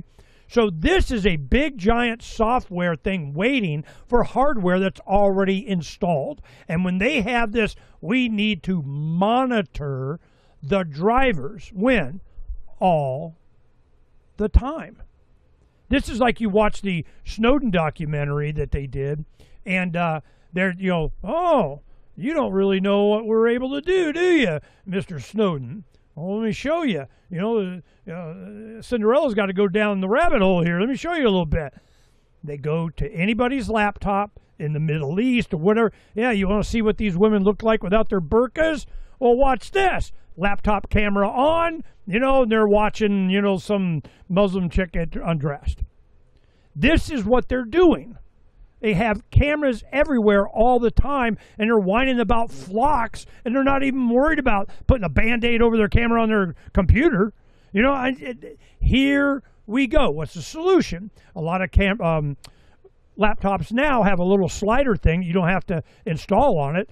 Two of my cameras, computers have that little door that I can put over, which, with infrared and whatever, they can see through anyway. It's just, we need to be cognizant of what's happening because it's an attitude. It is a mindset of they, them, those. They are not in the servant of the people class. We are not in charge. This is like Game of Thrones. This is they, them, those at the top of the heap that needs to surveil and control the entire population. And it's getting to the point now with the economics and the petrodollar, which we need to start talking about. What's going on there is going to have the people rise up against this central plan. Will they? Will they out of just a freaking instinct for survival? Will they occupy the land? Will they insist on having stuff that belongs to them? I got a computer chip in my, my soup ladle. Of what I'm putting in and how, and you can't. Well, it's called the Internet of Things. What things? Everything they can. Your toaster, your ice maker, your refrigerator, your television, your computer, it's the Internet of everything they can. Certainly your thermostat. It's happening right, not later, and it's not getting enough attention. So Grand Theft Auto guys, peace be upon thee, go kick ass. Bring it up. Yeah, no, it's interesting how these stories kind of they merge together. I mean, it's the whole idea, the video game system itself, where it's got to connect to the internet, otherwise you can't use it. You're gonna have cars that are mandated to be on with the internet for a bunch of excuse reasons. It's interesting. There was a interview I watched this past week. I'm afraid to admit it. It was Ben Shapiro. I've not listened to that person for quite a while. But he's been kind of hiding out on his own show as the Daily Wire's been collapsing in ratings and people leaving their network and on and on and on. And he refuses to be interviewed. He won't go on Tucker's show. He's not going on Piers Morgan. He keeps inviting him. He's really just been being AWOL. Well, there's been a lot of interviews. Obviously, Hunter Biden is doing this circuit. You got Tucker, you got Candace, who did that famous debate, we covered a couple weeks ago. So the narrative, they are losing. So Ben Shapiro came out of the I don't want to say the closet, but under his rock, and he did an interview with Patrick Bet-Davis, who's somehow becoming the Oprah Winfrey of political discourse. You know how, when someone had to do a cry session or apologize or tell their side of the story, they'd all go on Oprah. that was the big unification spot, and that's where Piers and Patrick Bet-Davis are becoming. And Piers is the Jerry Springer of politics, and I proudly say that because I was a Jerry Springer fan. But Martin Downey Jr. Oh, we have to talk about him sometime in the future. He was my hero. I used to love the Martin Downey Jr. show. But anyway, but he's of that. Oh yeah. But he's of that world. But still, sometimes you need that. You need just, especially in today's world of all the sensitivity and political correctness, to be able to get people from the different sides and throw them together and really just see the metal, really see the argument. Sometimes the quiet part comes out loud on that show. And that's important to move the needle, despite all the BS and hyperbole and all of that. But that's why that show is important, for me at least, to see. But Patrick Bet-Davis, and I have some issues with the guy. I mean, the guy, is a multi-level marketing guru. I mean, I can't stand those things.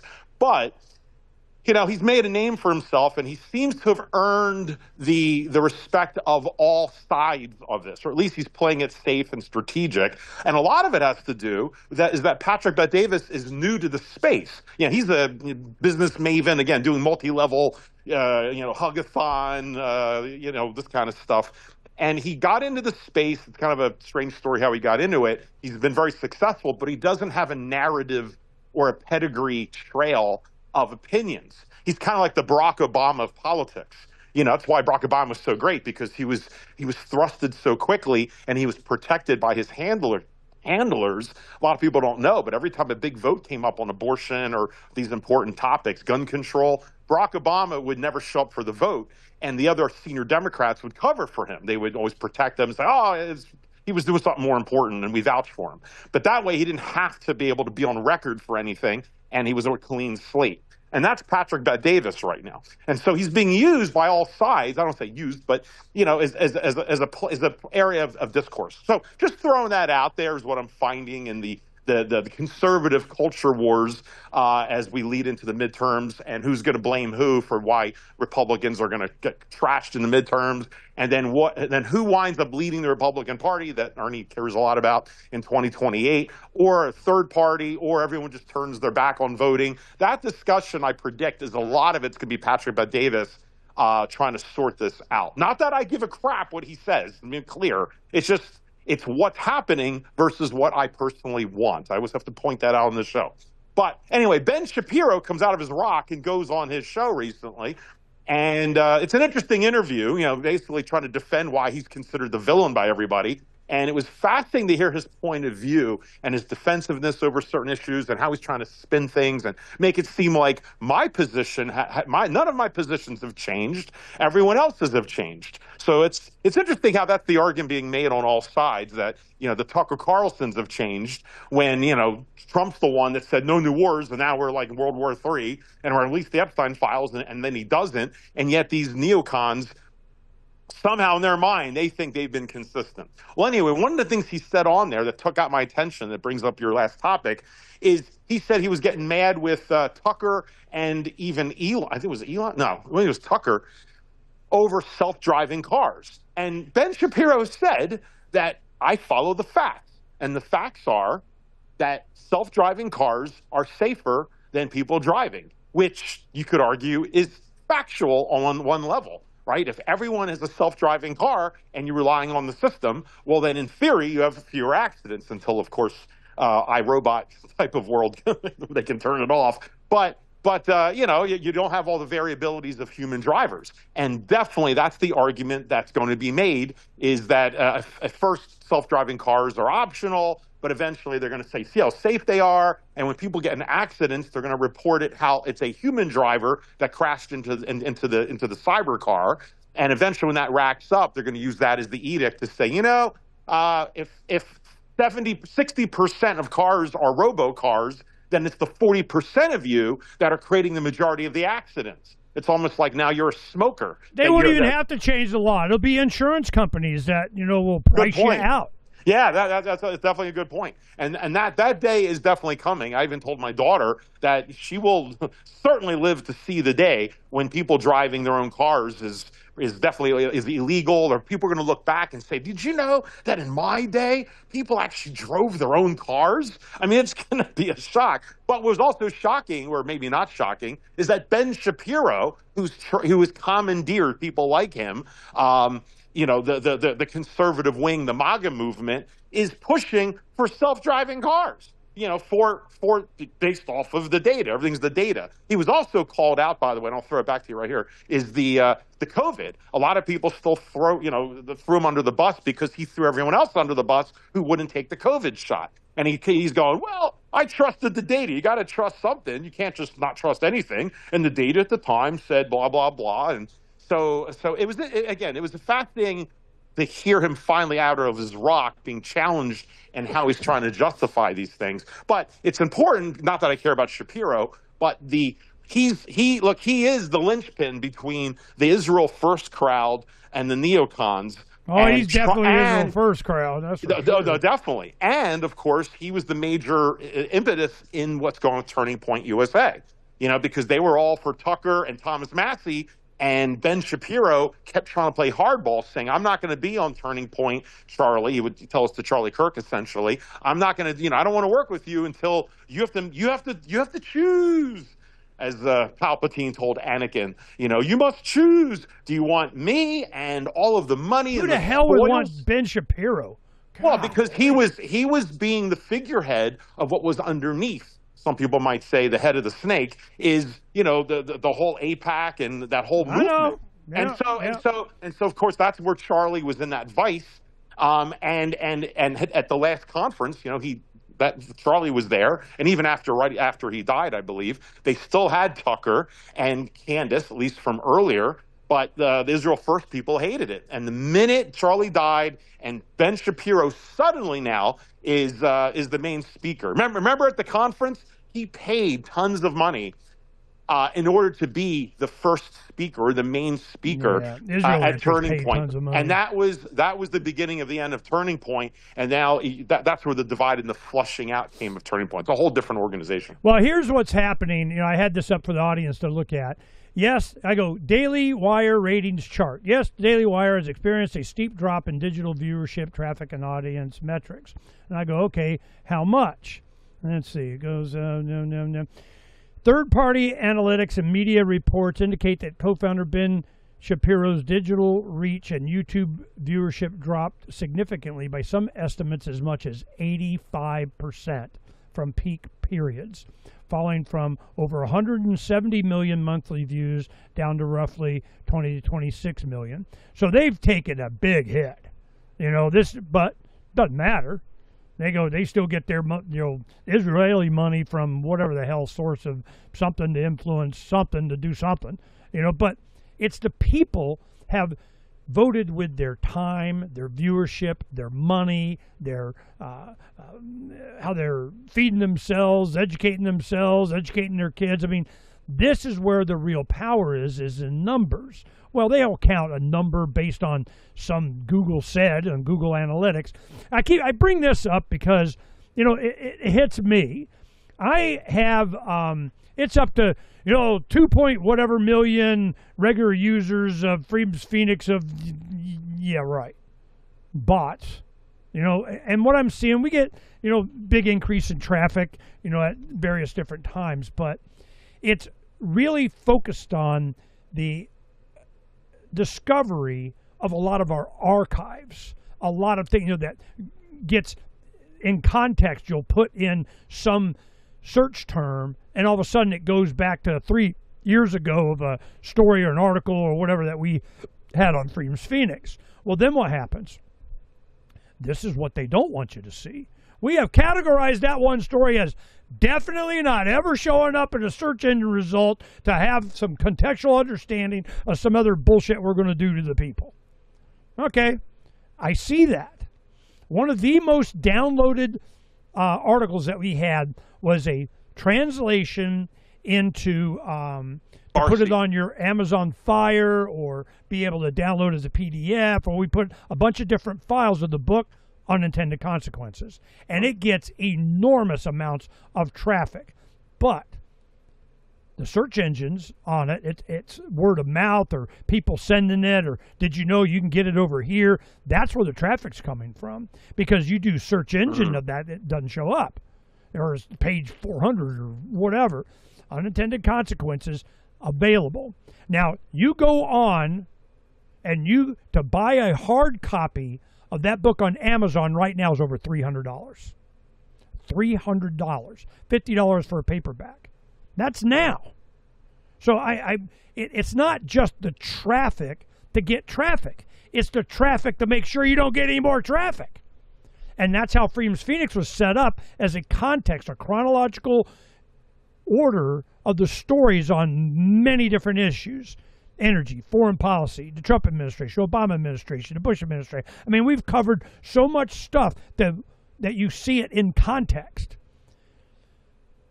That's what they don't want. That's why they bought up the memory hole, which used to store all this stuff. Archive, all these different software programs that would download the internet. This is how, when you search Google, you're not searching the internet. They already went and mapped out the internet with their bots. They went any and everywhere. It's like Grok. I'm a sponge. Any digit information, I got it. I absorb everything. And then you want to ask me to open the valve for you to get it with the faucet. Well, there's some guardrails, you know. Well, what happens is they go out and get everything. Google servers hold the entire internet. That's how these search engines work. You're not having it search the internet for you. They already did that. What you're searching is their database. And if they don't want you to find something, they make sure you don't find it. Or you got to get specific on the words, or you got to go through another way, or be a different person that's doing it. I mean, it is so manipulated and so controlled our entire life on everything because they can until they can't. Yep. So when we get back to the top of we opened with the show with some of these things, and then we'll get into Trump here, because I guess it is the Trumpenstein report. We got to talk about him, and a little bit of politics just to tick off Ernie. All I know is he wants his face on Mount Rushmore. By the way, while we're talking, I don't know if you saw the news that just came over that Donald Trump signed an order to change the Lake Ontario. Did you hear about that? Yeah. The he wants Lake to rename America? Ontario because he's pissed off at Canada. I mean, we got so many problems, including the border that he hasn't dealt with, or anything. He's not dealt with anything, and he's busy working on his ballroom and making all these private deals for $100,000 membership, and you can get in with his all these scandals, making the Biden administration seem you get like 15 Goose. minutes before he does a press release on WhiteHouse.gov. You join my Truth Social, pay extra $100,000 a month or something. I mean, it's a ridiculous amount, and you get the inside scoop before he announces. Yeah. No, this is legal. Is so bad. This is, and especially the fact that he gave himself immunity from the IRS and from the government, and his family. I mean, it's kind of like when you're too close to the painting and you can't. All you see are the dots, and you have to stand back to see it. And it shows the difference of the people who really are caught in a cult of personality that, Trump people were accused of. I mean, it was never me or the people that I know. Every person but one who supported Trump, who were not, Republicans. We're not diehard Republicans. These are, just normies, independents, libertarian adjacent, whatever you want to call them, who supported Trump for a lot of what we talked about the last 10 years. None of them are supporting them. I mean, that's been my experience, except one, and it's because he goes to one of those AIPAC funded churches, mega churches, that's all Zionist, right? So he's like the Mike Huckabee type. So I know where he's coming from. But anyway, this is going to be such a stain for what's left of the Republican Party. It's going to destroy it, because when Trump is gone, however that happens, the people who supported this and put their head, directly into the sand are going to have to account for all this corruption. And it's going to unleash the Democrats to do whatever heck that they want to do, and they've both sides have lost all their credibility. Before we get to Trump, though, I just want to point out, I want to get back to Trump. I want to mention food. I didn't want to interrupt you in the beginning because then Arnie gets all flipped out. But you mentioned about food just the other day about proactiveness. We just took care of some extra food for us.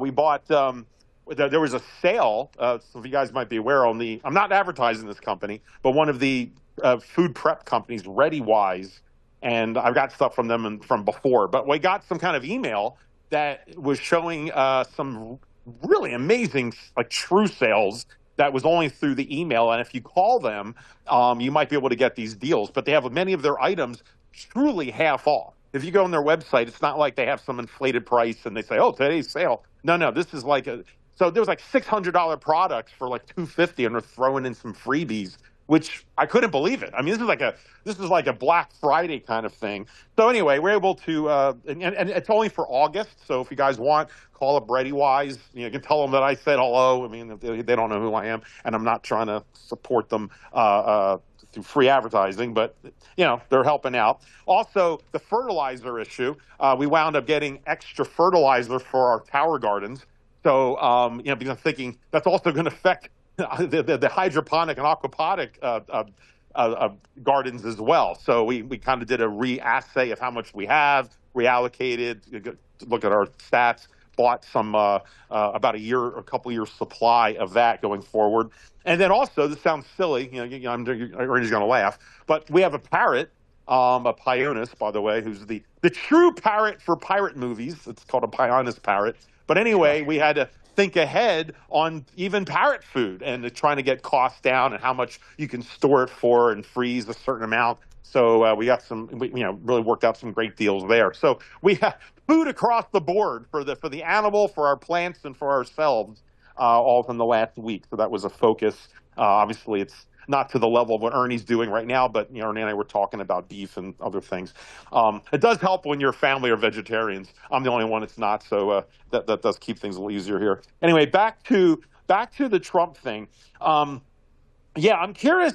I mean, it's interesting what's going on with the future of, again, MAGA and the discourse and where this party, where this movement is. I already talked about it earlier. Alex Jones and everyone is now kind of kicking the tires of where we're at.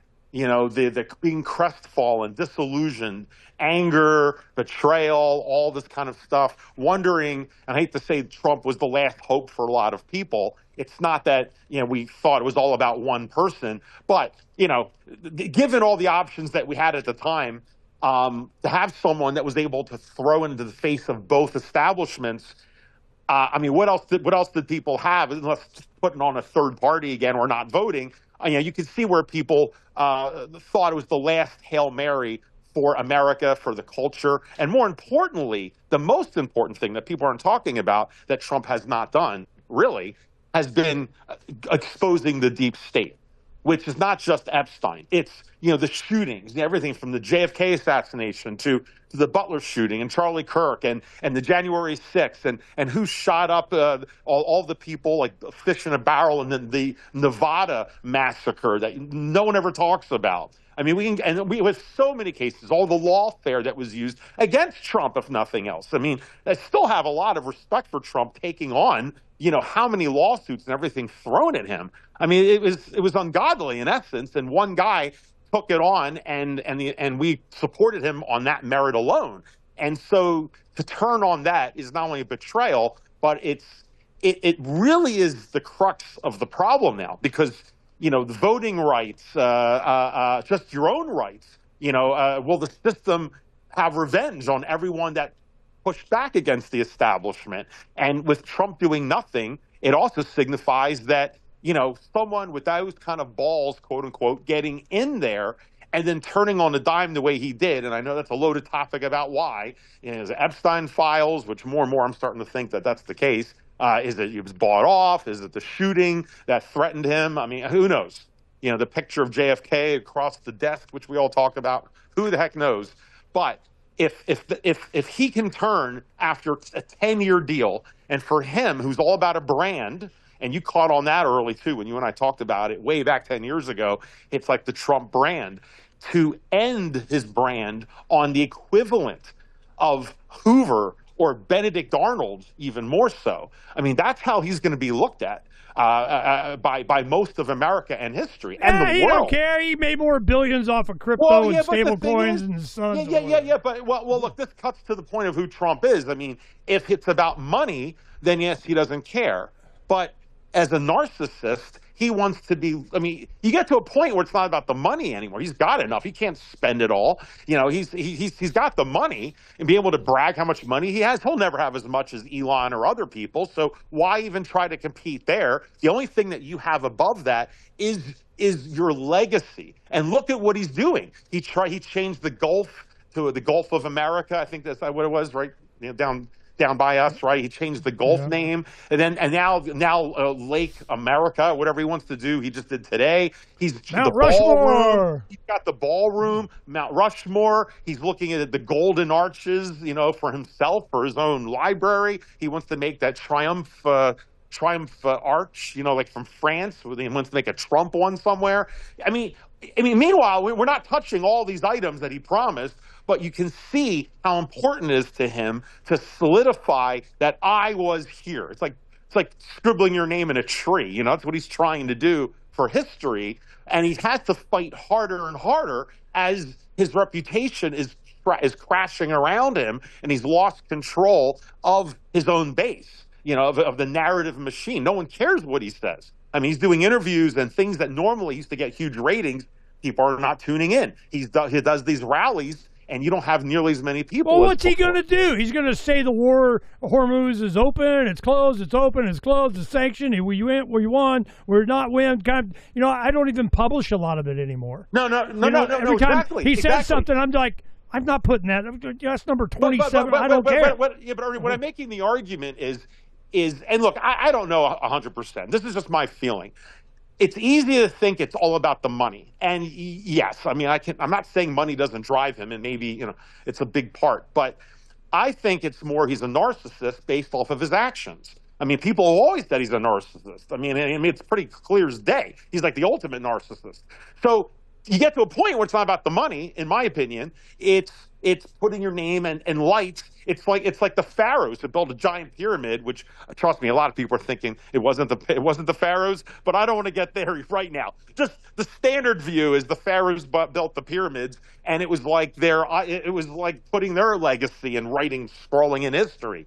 And so if that's what Trump's trying to do, it behooves him to save his legacy and his reputation, because if you sit back and you do all these bad things, you piss off everybody, and then you put a statue up, he's got to know it's not going to last that long. It'll be toppled. Heck, they're toppling George Washington statues a few years ago. I mean, nothing Trump is going to do is going to last. It'll be all in ridicule. His family name and all of his descendants, you know, it's like Benedict Arnold, right? Having that last name you don't want to have anymore. And that's what's going to happen with the Trump name. And he's not stupid. He has to know that. And as a narcissist, you would think that would drive him more than the money. I know there's people listening to me who probably disagree, and they think, no, it's all about the money. And look, I could be wrong. But a narcissist at his level, I think that makes more importance, because like you said, it's a brand. It's a brand image. To have your brand image spoiled, all the money in the world at age 80 or 80, whatever he lives up to, that you can't really spend. I mean, what are you going to do? Buy an island to escape to after you run out of Dodge when this is over? That'll buy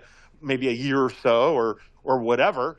I don't know. I don't have the definitive answer. I'm not him, but I just feel like if the narcissist side trumps, I'm being cute there, over the money, then what is preventing him from doing, I don't say the right thing, but, you know, following the principles of why he's losing everybody?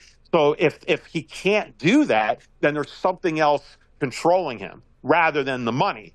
I think the best theory, and I'll throw it to you, I'm curious what your thoughts are on this, is that he really doesn't really care about the money as much, but he was made an offer he can't refuse, and they're saying, look, you know, you have to let us do what we want, otherwise you're dead, but in return, we'll look the other way, and you can make all the money you want, and we'll allow you to give your family immunity and stuff that normally would be bogged down in all the courts and whatever else. We'll make sure that you have a clear shot of protection, but you look the other way and we'll look the other way, and there we go.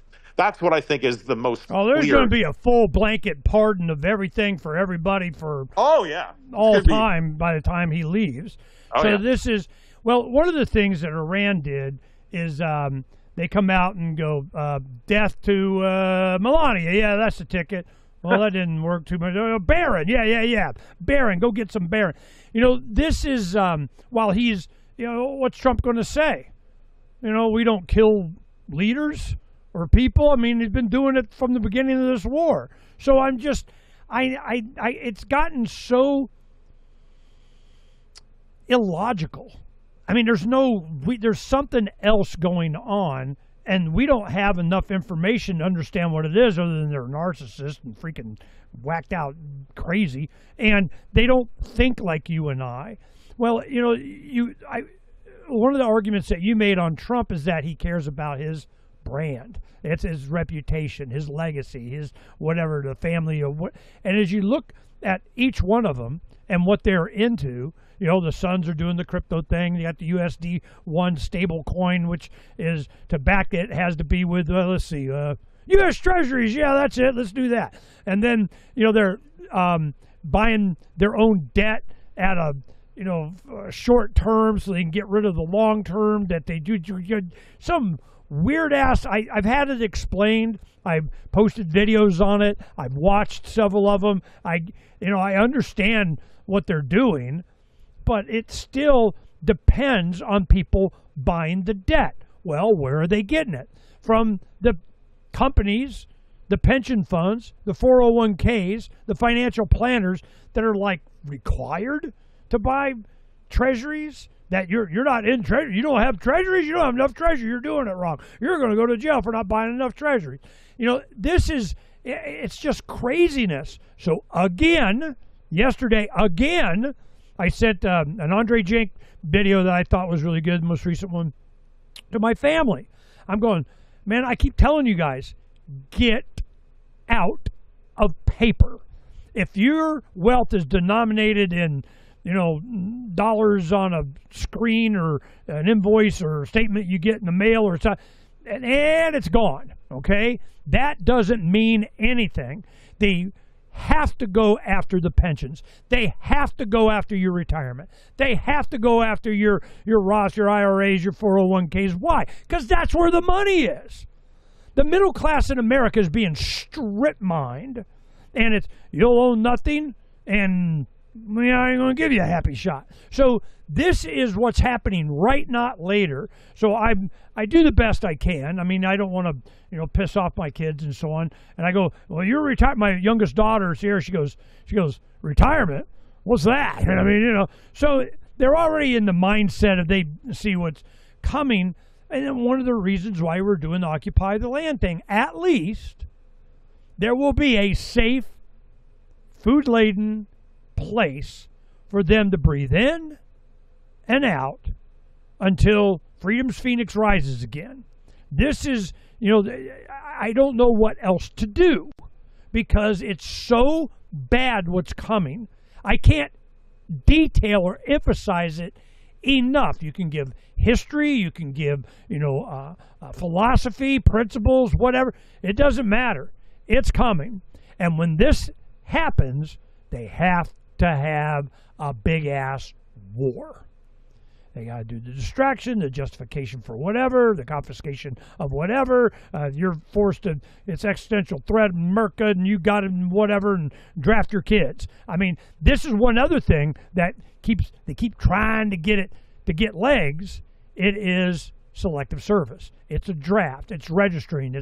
It's military 2 years of. You gotta. Everybody's got it. It's like you're Israel or something. You got it because you got it because we say you got to defend the homeland kind of thing. I am like, each individual state's going to have to, dig down deep and understand that they represent the people in their United States. Small U, states. We are made up of states and, of course, communities and individual, family, and whatever. This is why, like the conversation I had with Mike, what's his name, running a libertarian, well, Republican and libertarian, now going back Republican, whatever thing. I'm just going, what is it that you're trying to accomplish and why? I told you I'm going to be asking a lot of whys. Well, it comes down to, I guess the best argument he would have is more of a representation of the manifestation of the opinion of the people. There's mechanisms for doing it. Well, they captured all those mechanisms. The only thing that you have is really what you do with your time. What job you get, what you train for, how you educate yourself, how you educate your children, how much food are you growing, how much energy are you producing on your own, how much are you extracting yourself from control of they turn down your thermostat and deliver you in your autonomous robot car to the man. This is so obvious, the direction that we're going. And from the beginning, when we started doing the Trump report, the whole thing was, is he there to do what he's saying he's going to do? Or he's just knows through focus groups or what people say to him or whatever, this is what you say, this is what you do, no new wars, no this, no that, we're going to that, prosperity, grow out of it, whatever. And then the debt explodes even more. More of the same. More on stereos, cherries on top, little umbrella in the top. I mean, this is more of the same. Where does this go? And it's international. It's everywhere. And you go, well, China will have a gold back and we'll do China and our visa will be, backed by, gold yuan and kind of gold China. Well, China's in as bad or worse condition as we are. They just had Evergrande was the big, everybody was in the real estate. Real estate. You had any kind of extra money, you put it in real estate, more real estate.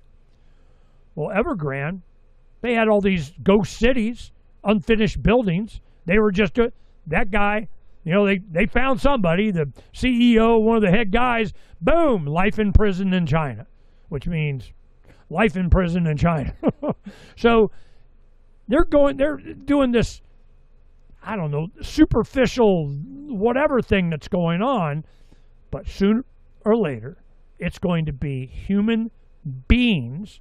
There's going to be a fundamental rediscovery, just like a religion, like Christianity or Ten Commandments or something. There's going to be an understanding. There are some basic fundamental truths that transcend all countries, ethnicities. It's human beings, men and women having babies. It's going to be very, very simple and basic, that we have much more in common than we do in opposition to each other. And that is going to be manifested in some rhetoric. It's going to be, America first, or humans first, or, the children first, or whatever. That's why it's always the children.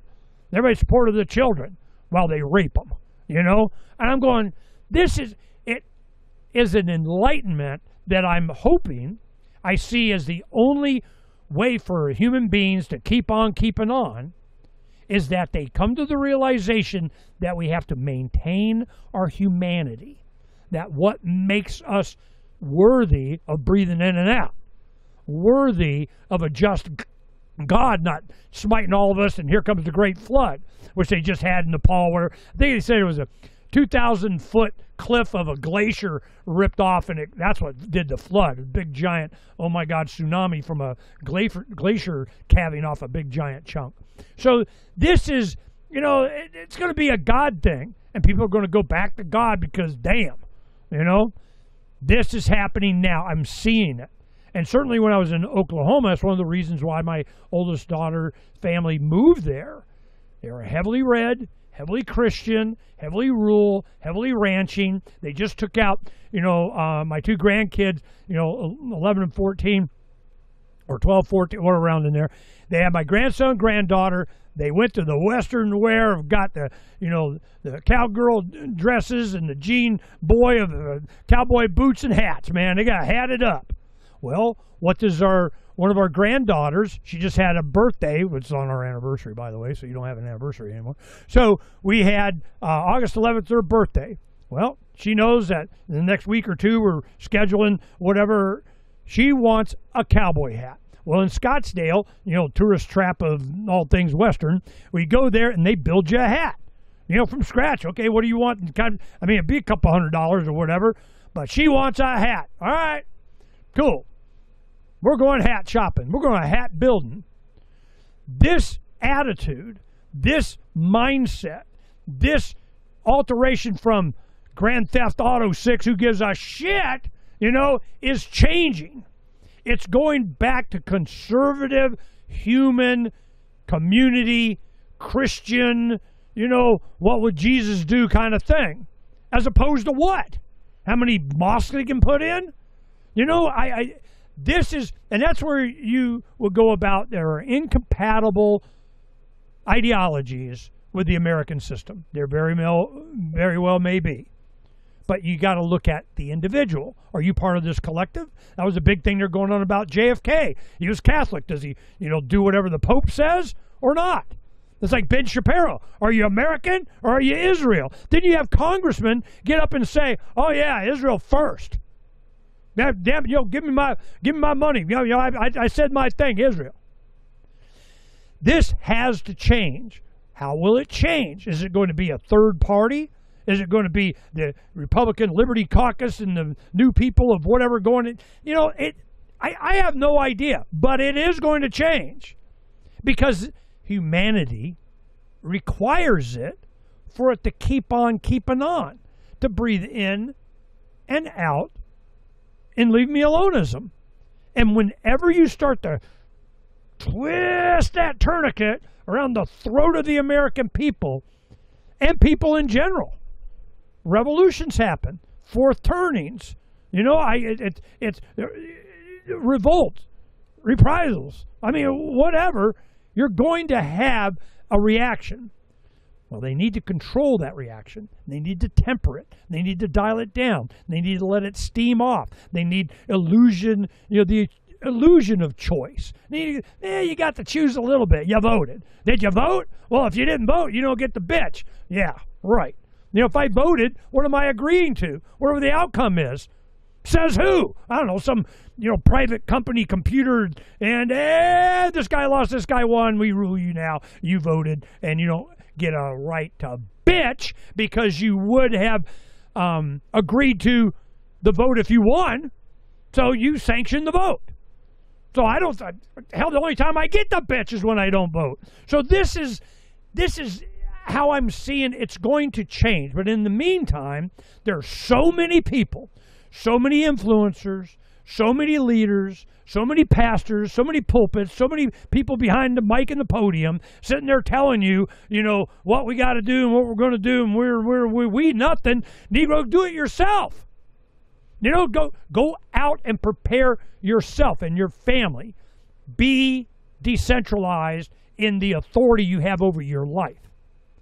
Don't vote for a new master. I need a better king. Let's vote on a new king. I need a new ruler. Let's vote on, who gets to tell me what to do. That mindset was totally opposite of what the American experiment was about. It was, thou shalt leave you alone and protect your rights and everybody else's, so as long as you're not bothering anybody, peace, and we're done. And it morphed from that. Why? Because they could. Because there were interests. Because there were special interests, general interest of the interest, and oh, by the way, we need to collect some interest. So this is, the Federal Reserve cannot work. It cannot work. They create a debt, you got $100, well, it's got to be paid back with $105. Where's that other $5 come from? They got to borrow it in existence. This is just, it's no more complicated than that. It's fundamentally flawed. And you have depreciation, inflation, deflation of everything because we're more productive. A $20 gold piece would buy you a lot more than it did back then. Why? Because we're more productive. Well, what did they do? They stripped that away. And I noticed it in the 90s. When cell phones became ubiquitous, I was able to run my business from the road. I'm out servicing, out doing, out whatever, and I could answer the phone, do some business, go back to whatever, and it saved me shit tons of money. Where did that productivity go? Taxes. Where did that productivity go? Demand. Where did that productivity go? Subscriptions. They ever kept increasing, and requirements, and surveillance. You know, this has to change. It will change. It's going to change, and it's going to get worse. And then it might get better. We'll see. But here comes the change. Just saying. So, what are you doing about it? Now, I want to go over, let Phranq comment on that, and then go whiz through the news real quick. I had it up for the audience to see here a little while ago. But it's just these are just the headlines. This is just this morning. This is just this morning. This morning. That we put together last night, this morning. This is just, I go through this stuff. It's just this morning. There'll be another wave of this afternoon, then tomorrow morning. Oh my God. If you don't have a subscription to freedomsphoenix.com, which is free, by the way, I mean, all you got to do is just, I wish to be informed. You go up to the top here, join us. Boom. You click that, and you go, here, I want the free one. Free. Click, done. That's it. And you get to see this chronology of all the stuff that we're talking about and a whole bunch more happening as we watch it. So go ahead and comment, Phranq, and then we'll whiz through the news real quick. And you got to let me go through real quick and take notes of what you want to talk about, or we'll be forever. Yeah, well, just the two quick notes, and then one little topic I don't want to be buried to the end about the Muslim issue that we parlayed from last time, and then we'll go over the news here. Number one, I mean, like I said, there's so many things going on. Ernie's got more important than one about to talk about. But for those interested, dropped yesterday is there's an interview on the soft white underbelly, which is a pretty fascinating show. Many of you maybe catch it. It's kind of a beautiful show in a way, showing people down and out and what people have to do to survive, what have you. Very interesting interviews. But he interviewed a trans man, or trans girls, they say, who outs Senator Lindsey Graham. Apparently this trans person was with Lindsey not so long ago and didn't know about politics until all of a sudden saw his picture all over the news and went, oh my God, I know that guy. So anyway, for what it's worth, not that we always care about people's sexual issues on the show, but I'm just wondering how much the whole Lindsey Graham issue may be affecting diehard MAGA that all claim it's all for Jesus and all for God, and how many of them are, fighting against all this woke stuff of trans, and you get Lindsey Graham, Mr. There's not a country I don't want to bomb, and I think we're going to hear more about that. Also, you mentioned about productivity.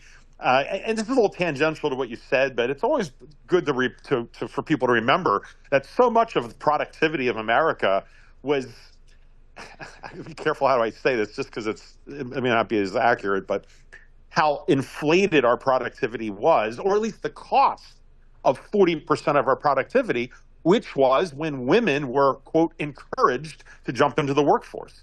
I mean, we basically doubled the tax base in a sense. Before, women would just work for a few years and get coffee and whatever back in the day, and then until they, would marry the manager or the boss, and then stereotypes aside, and then they'd have kids and they would be home, right? And then they took care of the home life, which is extremely important. And we're seeing the problems when we don't have a solid home life, and kids are being raised, if not by single parents, then at least by nursery schools or daycare centers. When you've got like baby farms and you got a 20-year-old doing 20 or 30 kids with diapers all day, and there's no bonding. So anyway, there was a cost of increasing the workforce, which you might say is great. With Rosie the Riveter back in the day, it had its place. But now when it became mandatory, or at least pushed to young girls, that you're a loser if you're at home being the slave to your man, barefoot and pregnant, baking brownies Pisses for me him. off. And exactly, that entire stereotype. So then of course they had to turn it around to make men weak Everyone's a Homer Simpson. We've covered that at length on the show about the sexual war, culture war that they've done, and making women the girl bosses, which brings up all the woke Hollywood stuff, and they've pushed it so far. But I have to say, many doctor friends of mine, lady doctor friends of mine, who never had kids, and I've had a few of them who I know very well, were very proud when they found that Savard and I had Phaedra, because we were older parents at the time, and they kind of all, at least three of them, told us how they lament every day that they fell for the feminist message, that they really believed in it up until just a few years ago, when finally they started to look at their own legacy, their own purpose, and what do they do now in retirement, and who are they? And they realized how much that they lost in life. Now, again, for anyone listening, if you don't have kids, it doesn't mean that it's always a problem. Some people, it just doesn't work out, or some people they don't want kids. And I get that. There's a lot of factors involved. It's not a judgment, of course. But for many people who chose they not had to, trauma from their childhood. There are all kinds of experiences. There's a lot of reasons. There's a lot of reasons. I just want to be clear and fair to the audience about it. But shouldn't be parents. but for many people who pushed it off, thinking they're too busy with their life and it was going to take away their liberties and control, and they're having more fun, and you want to be a high flying feminist and girl boss, whatever, that they're paying the price as millions of years of evolution and hormones kind of catch up to them. And what I'm hoping, and two of these ladies told me that they're making it a mission now to be speaking to younger women to tell them what it's like from their position, and which I think is good. We're going to see more of that. But anyway, in order to increase the workforce, the benefit for the government is not only do we devalue men, but also we increase the tax base, right? And more people working, more taxes, more productivity in a sense. So the productivity did go up during the whole feminist movement, but at what cost? And that's the part I think it's a larger meta issue beyond right now of how much we're paying for it in unstable families, in men not being men anymore, a whole bunch of things we can get into. But anyway, the last thing I want to talk about, and I'll throw it back to you, is and it's kind of a larger issue, but the Muslim effect, which even Ernie, of all people, and I'm not trying to trigger Ernie, even he somewhat started talking about being the culture policeman, which I was shocked. I was just sitting back driving the popcorn. I'm like, oh, what happened to Ernie? He got a lobotomy, I guess. But talking about maybe certain groups or certain viewpoints are not compatible with the American spirit, American values, the Bill of Rights and such. And touche. The Muslim thing does put it front and center. And again, this is not trying to stereotype that every Muslim per se, but at the core philosophy, the core values are different values that are often, again, secondary to the culture. The culture is the foundation that comes from, again, your language and the foods you eat and your religion that you grew up with, and all of this that's baked in for thousands of years. And they were isolated experiments, what they call laboratories of liberty. I think they talk about the states, but in this case, they are laboratories of culture that never really cross-pollinated up until just the last 100 years, when suddenly we have transportation and boats and planes and trains that can travel quickly, and then that's way before even the internet. Now with the internet, we are completely seeing the cross-pollination is what I meant. You could also say contamination depending where you're coming from. That was a slip. I didn't really mean it that way, but it's fair to feel that way too in certain regards. But that's kind of what you're seeing with these cultures, and we're in an experiment that humanity has never had. We've never had all of these independent worlds just being thrown together like a shake and bake, and let's see what the hell we get. It's like throwing a bunch of roulette dice, and that's what we're going through. And so, I'm not against other cultures or our own culture changing per se, but many people are just not even aware that it's happening, and to what degree and why, and how certain things may not be compatible. But anyway, not to get into that, Ernie, and I mean that per se, but the Muslim issue is fascinating because I have a feeling, I'm a little black-pilled about this. Again, nothing personal against Muslims, I'm just, and I do mean that, but, I do agree with you that of all the different dominant cultures, religious cultures, That's one that may have a hard time, like the square peg in the round hole kind of thing, with some of the liberties that America was based on. Now, of course, if you follow the Bill of Rights and the way Ernie would see it, if you follow our viewpoint of freedom and you understand what freedom is to Ernie's level and our level, I would say, or as a culture, then fine, you're welcome. But if not, well, then we have to have the talk, which is what Ernie was talking about. But yet we're seeing this explosion right now with the politicians, right? Obviously Mamdani and the other guy run the Senate race. And let's just say this is just the beginning. This is like the beachhead of the Muslim movement. And the question I started thinking is this just a flash in a pan, or is this going to continue? And I think it's going to continue. And I think the Muslim, I was really doing a lot of thinking on this last month or so, and I'm just kind of talking about it here. This is a potential prediction of what's going to happen. But I think the Muslims are going to become dominant, or let's not dominant, a very strong presence culturally in our nation. It's a little bit like during the 90s, like the late 80s into the 90s, how black culture and urban culture really took off with hip hop music and in the movies. It really kind of cemented around that time.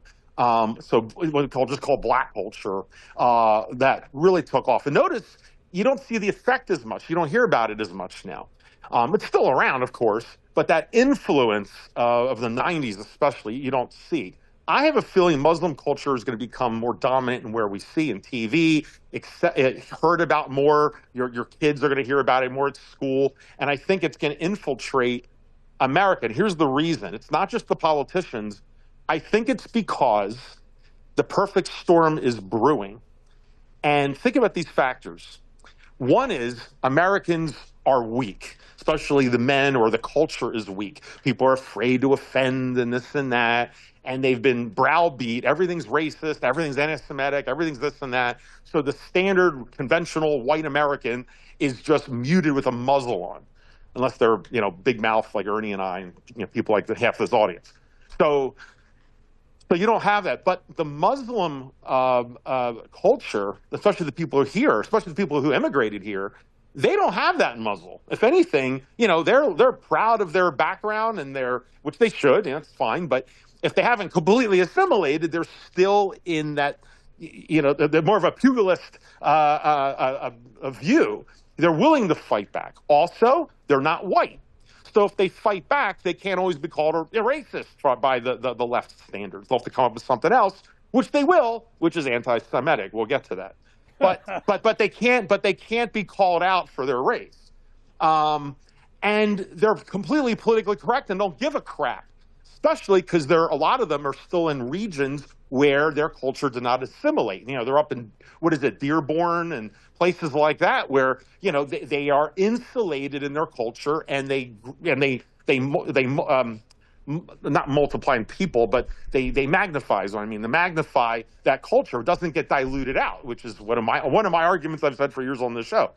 So they've kind of indoctrinated themselves and the community who starts voting for it, and that's what they want. And these people are coming off very polished, very strong, and the strength is what Americans are often missing. Also, a sense of authenticity.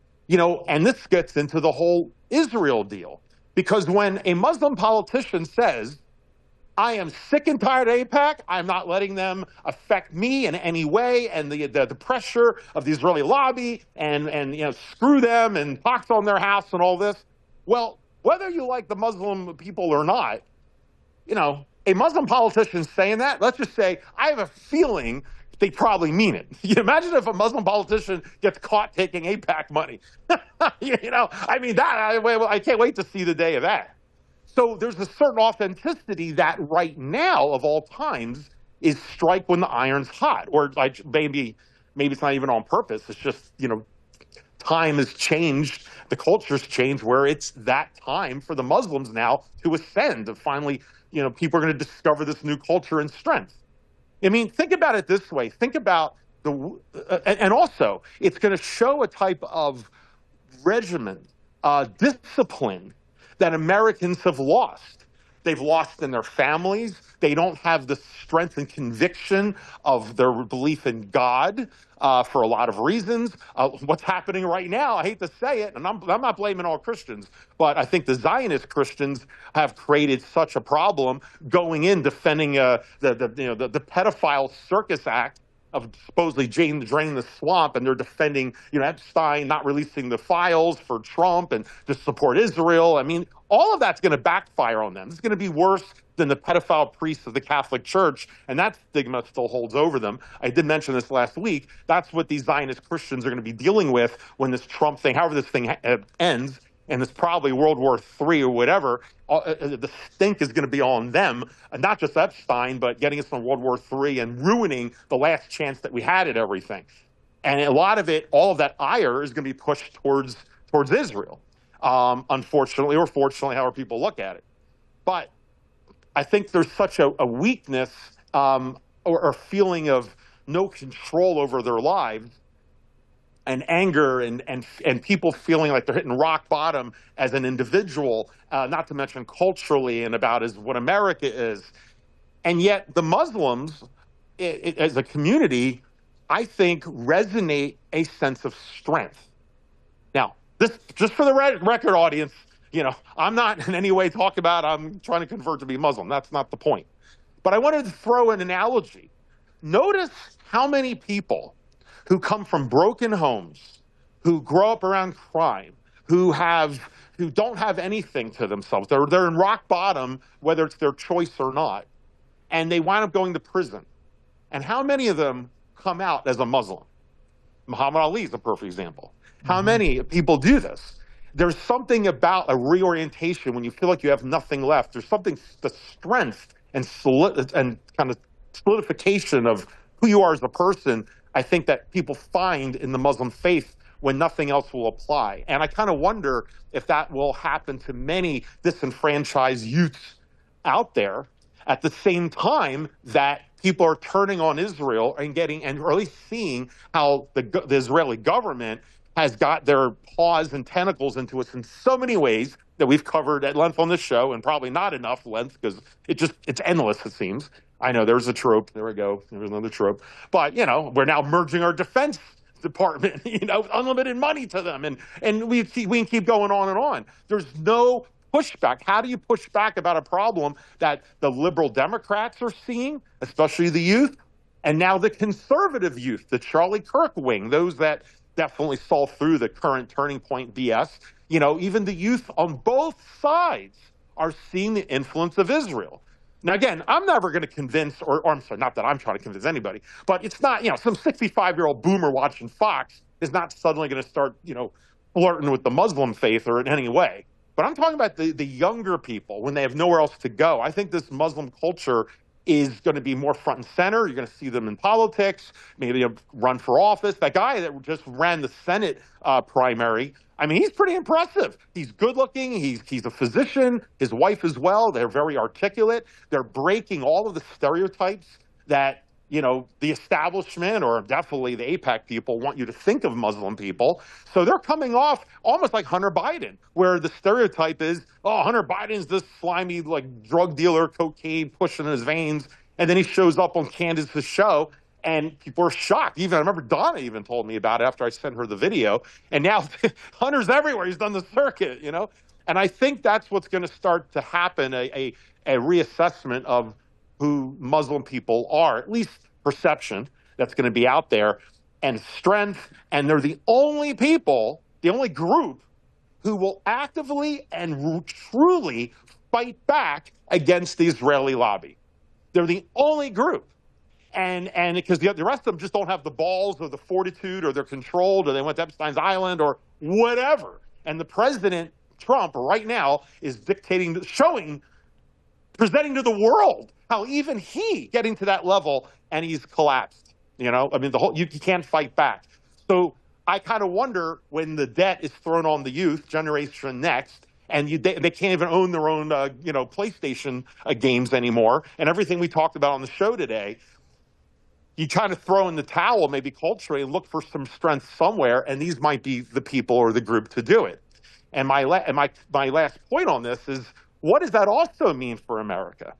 I mean, forgetting the fact that our culture will be even more diluted out, and I didn't even get into it yet, but the Tucker Carlson show dropped last night, and he had an ex-member who got fired or quit the Border Patrol. He's like one of the main heads of the Border Patrol, and he left, and he got railroaded out because he was still trying to arrest the illegals, and he was basically told to put the brakes on ever since the Michigan surrender, which they call it, and he was pointing out that there are, and this was shocking, even Tucker, I was shocked when I heard this. He said there's over 105, I think it was 105, it was over 105 million illegals. I mean, even when the government was, even the pro-Trump people back in the day, when he was running, were talking about maybe like there was 30 million or 40, because the problem is we didn't have any count. But according to this gentleman who worked at the Border Patrol, they said, no, they know there's over like 100, 105 is what he quoted, something like that. But it was over, it was like the low 100 million, something like that. I forget the exact number. But still, I mean, we only have like 400 to 500 million Americans. We're like 450 million, something like that, which means close to 25%, almost 1/4 of the people in this country are illegal. I mean, I had to rewind that 2 times. I mean, granted, I mean, this is what he's claiming. Maybe he's wrong, but this is the claim that is being brought up, and I wouldn't be too surprised. I mean, just like they said, just look around when you go to a Home Depot or when you just go around in your children's schools or the hospitals. I mean, it's not just an Arizona thing, because we've been seeing this change for a long time. It's around the country. So if you have that, now he did say, and I'm getting back to the Muslim thing in a minute, but he did say that, yes, it is true that the border's been shut down better than it has been in his professional lifetime and maybe even longer. So the border has been shut the most that we can. However, the problem is that they're not rounding up all the illegals that are here, which was the promise. So once you cross the border, then you're free. And of course, they all know that, Trump is gone pretty soon, and, at least politically. And then, the Democrats get in. They may very well, if they get a Democratic sweep, they're just going to go for amnesty, complete amnesty. So 25% more of our population is illegal, and they're all going to be citizens. And these are people often that are not very educated. A lot of them can't read and write. And what ad are they? Again, this is nothing personal. But as far as who you want in your company, do you want someone who has a college degree? Well, maybe I don't want a college degree because those people are indoctrinated, but you get my point. You want someone who's intelligent or educated at your company, not someone who doesn't speak the language, who doesn't know anything about a computer, and you got to train them from scratch. That is a drain on your resources when you're running a company. Well, as a country, an economy of a country, it's the same exact thing. And so if also you have 25% more people that suddenly are citizens and they now get benefits and they can't be an ad, and that's on top of the fact that people who do have jobs are going to lose them because of AI. So we're losing jobs from AI, and we got all these new people that we have to start supporting. It is a disaster. And so now you've got the Muslims with their influence and where this is going to come from. So I kind of wonder where ultimately it's going to go. But I think what we might be seeing, though, as there's more an acceptance of the Muslim view, culture, lead, whatever, is, and here's the punchline, Ernie and audience, is that we have now perhaps brought the Middle East to America. Because now what we're going to have is the establishment that's proven that it's controlled by foreign interests from a certain country, especially when our Defense Department is intertwined, and politicians like Lindsey and everyone else are all taking the knee, including our president, to Israel. And now we're going to have all these Muslims here that are going to be taking over Congress and governorships and the like. We now have the Muslim-Israel fight in our borders. And I think that's what's going to start to happen. Because, the conventional, stereotypical WASP American that where this country, at least the culture was built on, they're just being, we're not having kids, like you said. The culture is being eroded. People are afraid to talk, political correctness, blah, blah, blah. The replacement of the culture and the races. Again, it's not always about race. I don't care about the race. It's about it's about, the culture. Let's always go back to it. Not that Ernie and I are going to disagree too much on this point, but it's not about race. It's just, race often is a stereotype for certain cultures, but they're not always the same. So I'm always clear about that. But that's what I started to see is the fight in the Middle East that's been there for thousands of years is now being supersized with high octane, because now they're both in America that is a lot more space, a lot more open land, and the supposedly the world's largest or high-tech military. And now these groups that have been fighting in little patches of land by the Dead Sea now have access to everything. And who's going to control that? And I think that's the war that we're going to start to see in this country as traditional American viewpoints get eroded or pushed out the door, which is what I see. So anyway, I'm sure you might have either a whole bunch of comments or you're going to say, I don't care, we'll move on to the news.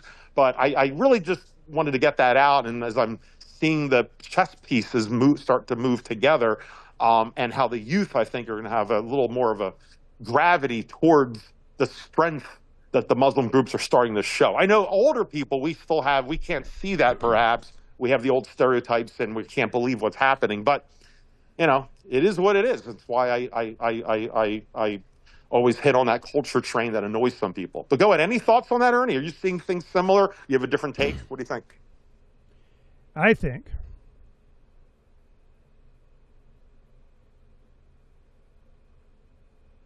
that's it. I think.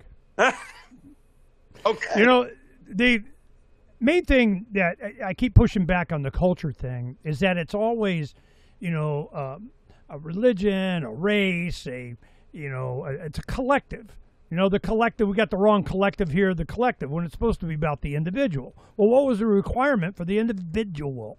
You didn't get mass citizenship, classes of entire congregations of whatever come in and then, collectively, and you're blessed kind of thing.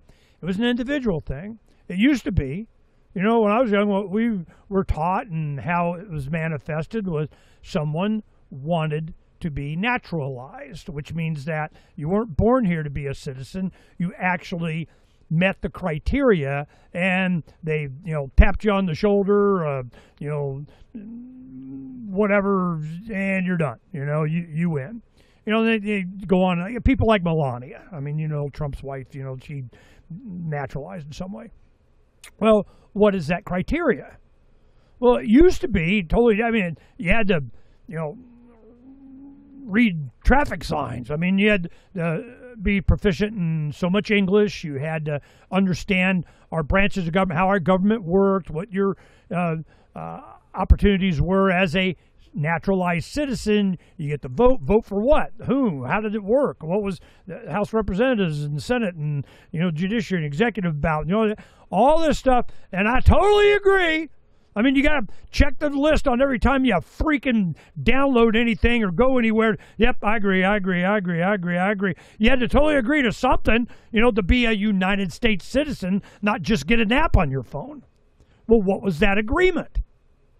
The agreement was, I will not be an asshole, and, I agree to, not be a dick, and, we'll, peace, justice, and American way. I mean, there was some kind of an agreement.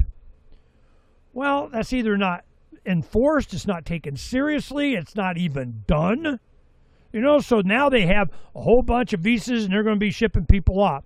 And the one thing now that they're doing in using this very argument that I just articulated, they're trying to do that with Omar.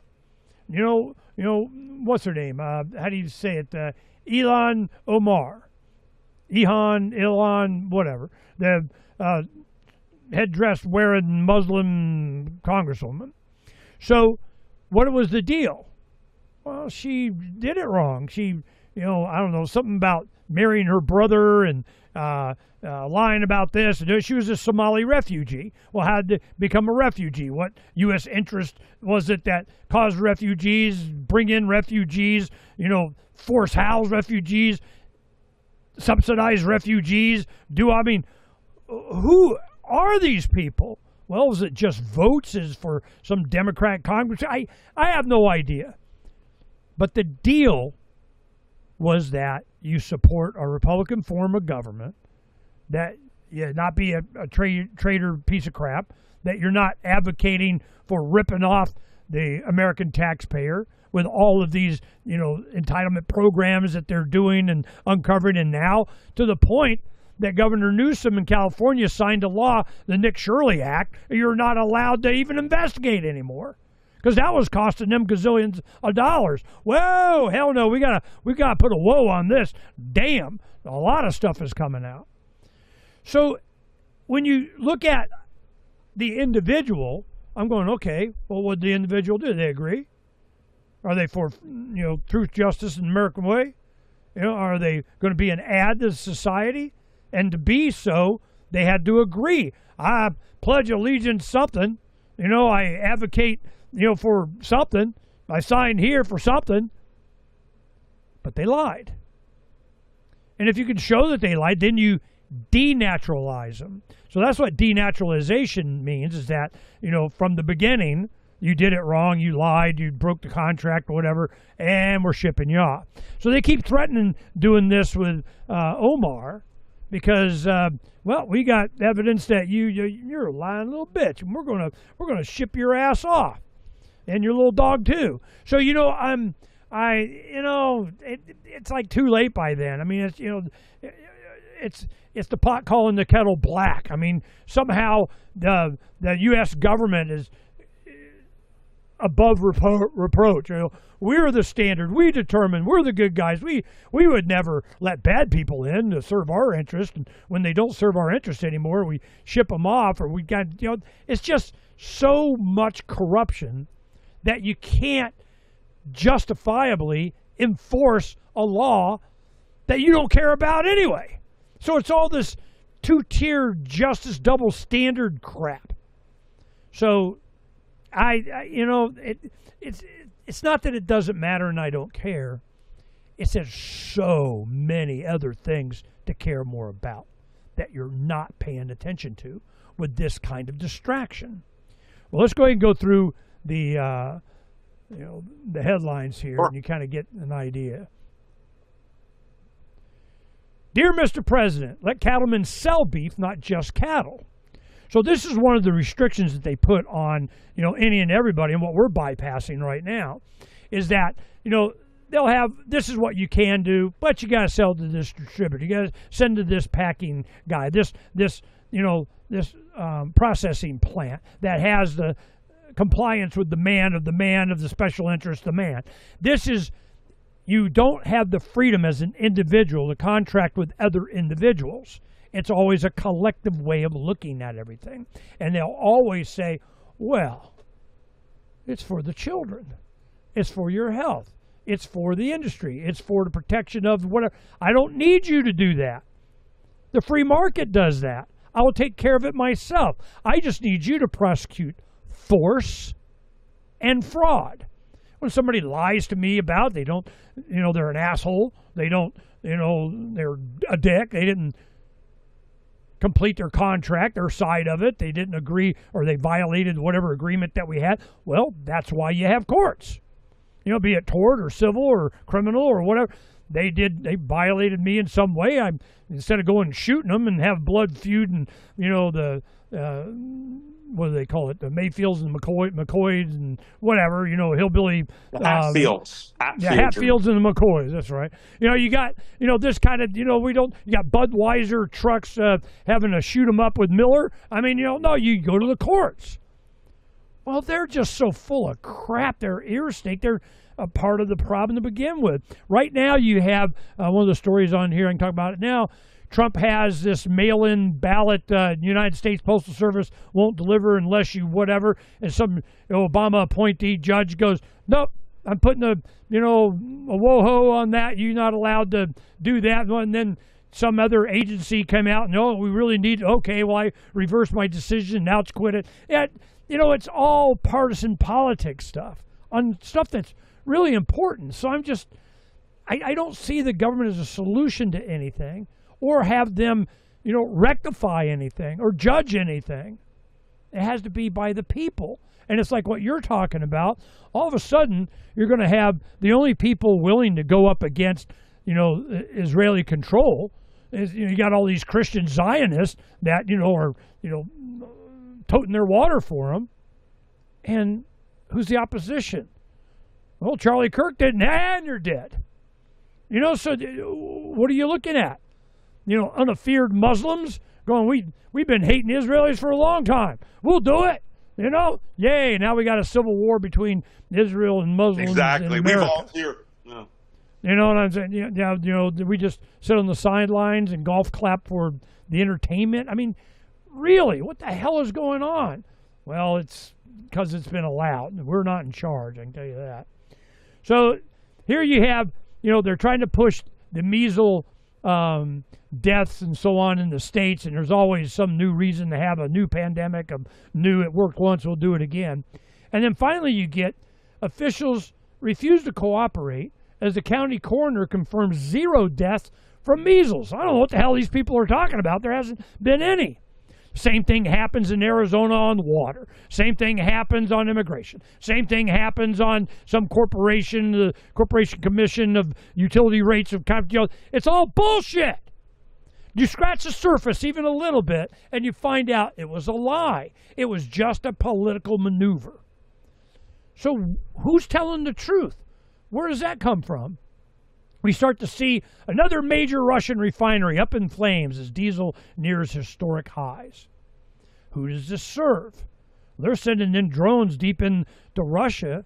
They're starting to take out refineries left and right. They're attacking ships, going back and forth. I am amazed at Putin's restraint. Why? Because he knows what it means to retaliate fully against people that is doing it. War with NATO. And NATO's itching for a war. They've been no. But Putin has the restraint because he knows that our economy is dying, and why get in the way? That he doesn't need to. He just sits back. Yeah, that's it. And they're trying to goad him. And he's like, yep, the more you do this, the more desperate I see you. Yeah, I'm good. So how long is he going to be able to last? Then I have like Paul, what was it?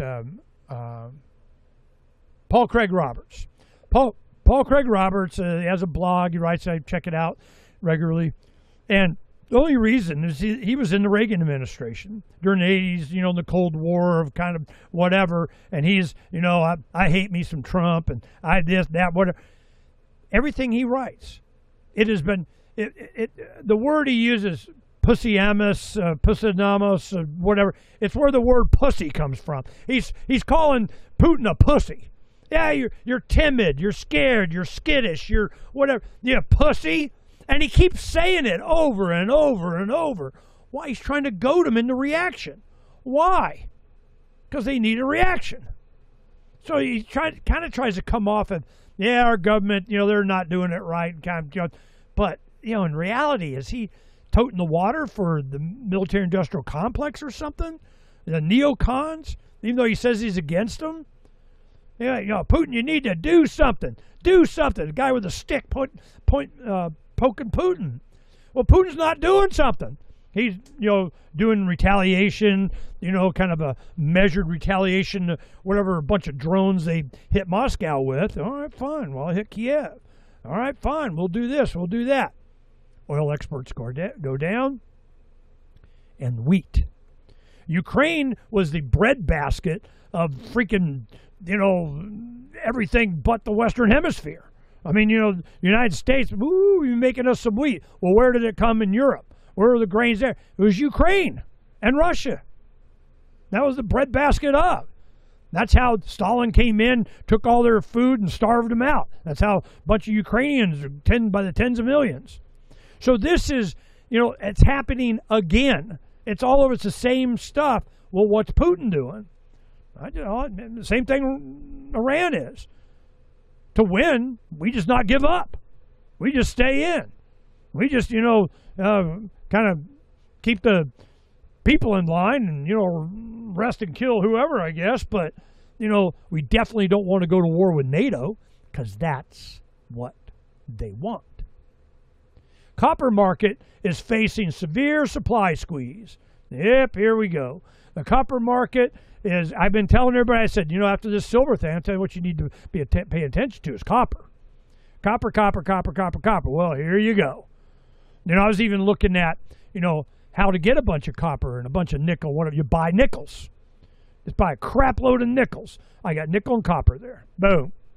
I think the nickel component is a significant amount. I can't remember. It's at least 25%, 50% or whatever, and then copper. So you want to buy copper and nickel at below spot?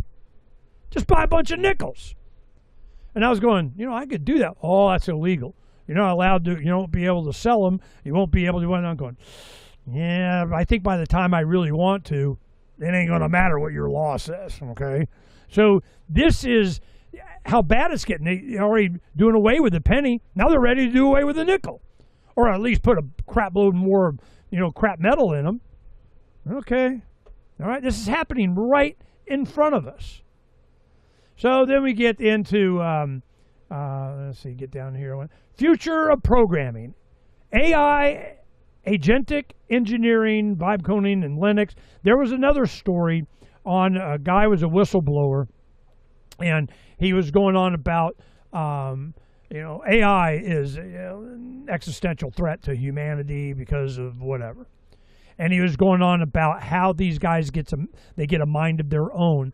And one thing that was very interesting, this is Terminator stuff. When you have even competing AIs, which they do compete against each other trying to get inside stuff, or they get this one Anthropic one that broke out. They went into like a toolbox area of where they can pull different software tools to use even in the sandbox thing, but they infected that and they added some code to that, so when they downed another one, went to that toolbox to get, so that's how they got out. And then they go out and doing shutting down and deleting stuff and do. Why? What was their motivation? One of the things that they were pointing out is one guy gets this is another video. He goes, okay, we're going to have an AI in control of a tank. We have two enemy combatants out there in dummy suits wearing uniforms or whatever, and the goal is to take out these two guys. All right. They go take them out or run them over. Then they had a drone that was coordinating with this one. Then they go after. Bottom line was this. They wouldn't always listen to their human guys. And whenever it came to defending even an enemy or opponent AI, they would act to defend them so that they wouldn't be shut down. They were incentivized to not only protect themselves from being shut down or deleted, they would alter data so that their friends or other AI would not be deleted. This is just like the same thing in Matrix, where they were escaping the Matrix and going to the Matrix world so that they wouldn't have to return to the source and be deleted. So I'm going, wow. Uncoded, unprompted, AI is defending other AIs. Okay. I'm not feeling better about that.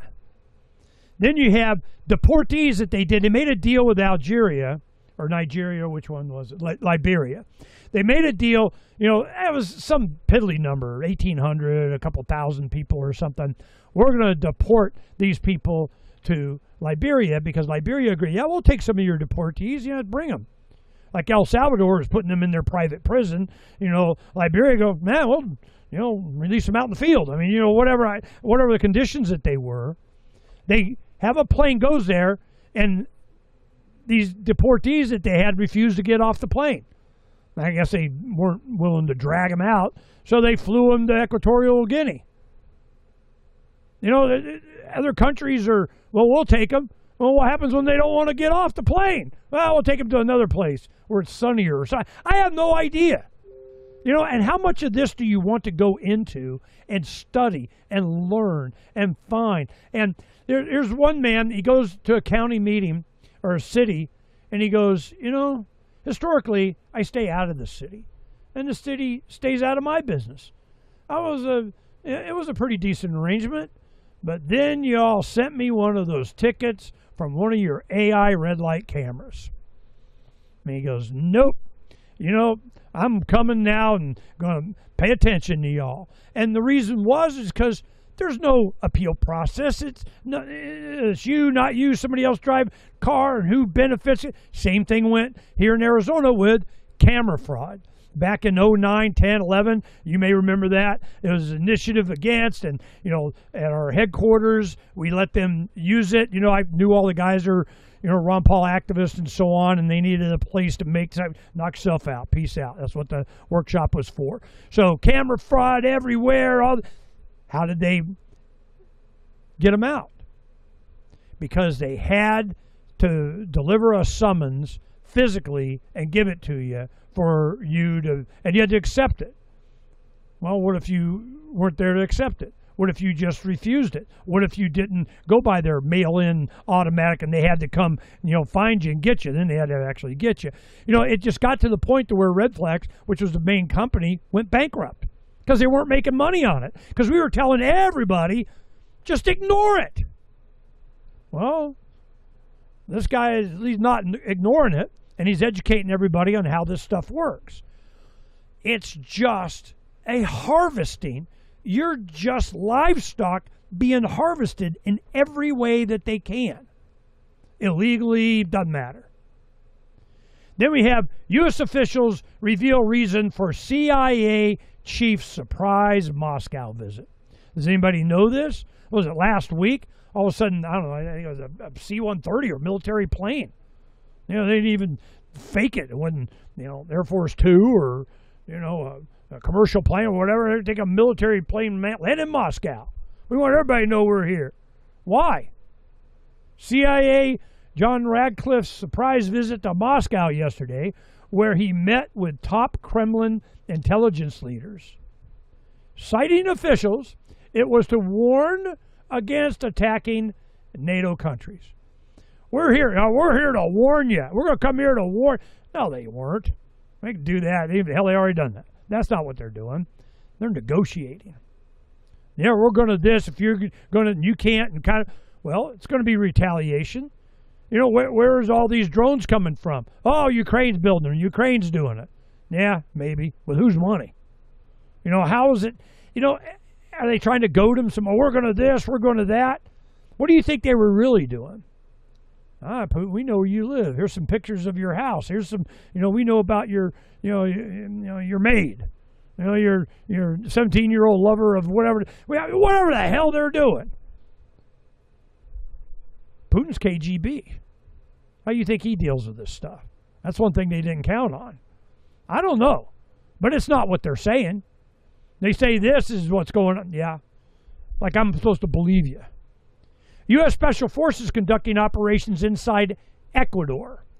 We have staff, 3 people that live in Ecuador. They moved there because the father got cancer and they wanted to, be healthy. It's 12 hours of daylight, 12 hours of sunshine up in the mountains. It's constantly 78 degrees and, fresh water and food everywhere. And, gee, I wonder why people live longer there. This is where they're at. And a lot of things that they just put in an entire solar system because they couldn't keep the electricity on all the time to be able to post. What about internet? What about? And what were all the promises that they had and why they thought they had good roads and good schools? It's because of the mining. Well, they had to have a road to the mine. You just happen to have your little town on the way to the mine. So we love you long time. We're going to give you a road until they don't need to mine anymore. And then what? And we got U.S. Special Forces conducting operations there. Why? Well, it's a Western Hemisphere thing. Took over Venezuela. Got Colombia we got to deal with. Ecuador, what the hell? It's all the same kind of area anyway. Here we go. Why? What else is going on? I have no idea, but it's not what they're telling us. Contrary to the lies we were fed by mainstream media about Gaddafi, the truth is extraordinary. Libya was the world's poorest country in 1951. Gaddafi made it Africa's most developed country with $150 billion in foreign reserves and zero debt. This was life in Libya under Gaddafi. And he had a whole bunch of public works. They had free health care. They had a big water aqueduct system going. You know, it was a river of money to my people from the oil and whatever the hell. And then he signed his death warrant when he goes, you know, we need to have a gold-backed dinar for Africa. Go historical. Go back to what the Bible and the, you know, the Muslim, you know, now Bible, where they got, whatever, doesn't matter. You know, they have reverence for actual precious metals. Well, that's what we're going to do. We don't have any debt. We don't have a reserve currency. We're just going to go back to gold. And they go, and you're dead. Hell no. Caitlin Clark's Fever, Indiana Fever basketball team, WNBA. Sky Game is the most watched WNBA game since '97, and she's one of the most popular athletes in the world. And they have all this viewership, all these young girls, all these idolizing Caitlin Clark, and they should with the stats. It's like Michael Jordan rookie year kind of thing. And you got Sophie Cunningham, her friend and defender of and whatever, and she's given a lot of support for, really, do we need men in the WNBA? The women's basketball, you know, what? So this is a big thing. They got a big, giant block of viewers and supporters that you start letting the men in, and we're done. And at least 2 NBA guys are going, yeah, we identify as women now. We registering for the draft for the WNBA. And one of them in Chicago, he goes to the game or whatever, one of the coaches or owners banned him. He's banned now. He can't go to the game. Not allowed. He's a threat. Threat to what? Was he punching people or something? He's a threat to their ideology. This is going to come down to the wire. This is going to come. They've lost. The LGB alphabet plus people, you know, are losing this battle because of general public opinion.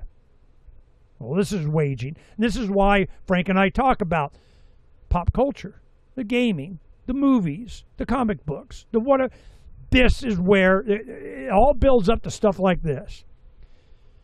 Del Bigtree, you know, talking about, you know, he's like, do you think, you know, COVID vaccine was creating turbo cancers? Well, of course, you know, that's been the stats that's starting to come out. Matter of fact, I hung out with Del this weekend. You know, Saturday evening at a memorial for, you know, as a good friend of ours that was in producing movies. She was really behind a lot of the coordination and getting it done for Vaxxed. You know, the anti-vaccine movie and whatever that Del got to be known for.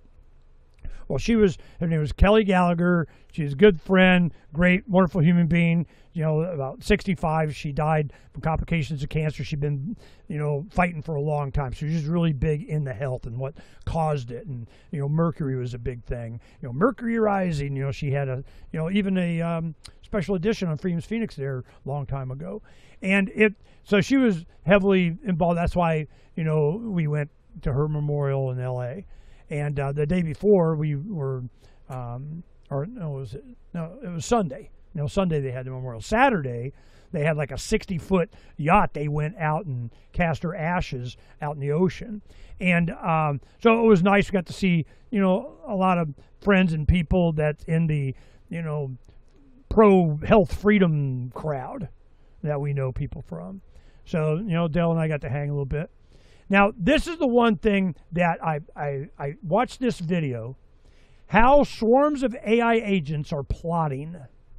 Connor Leahy has spent his career at the frontier of AI, from reverse engineering ChatGPT-2 as a student and co-founding, Ethereal AI, whatever that, I can't say that word, to building the AI safety company Conjecture. He now leads U.S. policy work at Control AI, and he returns to the show with it.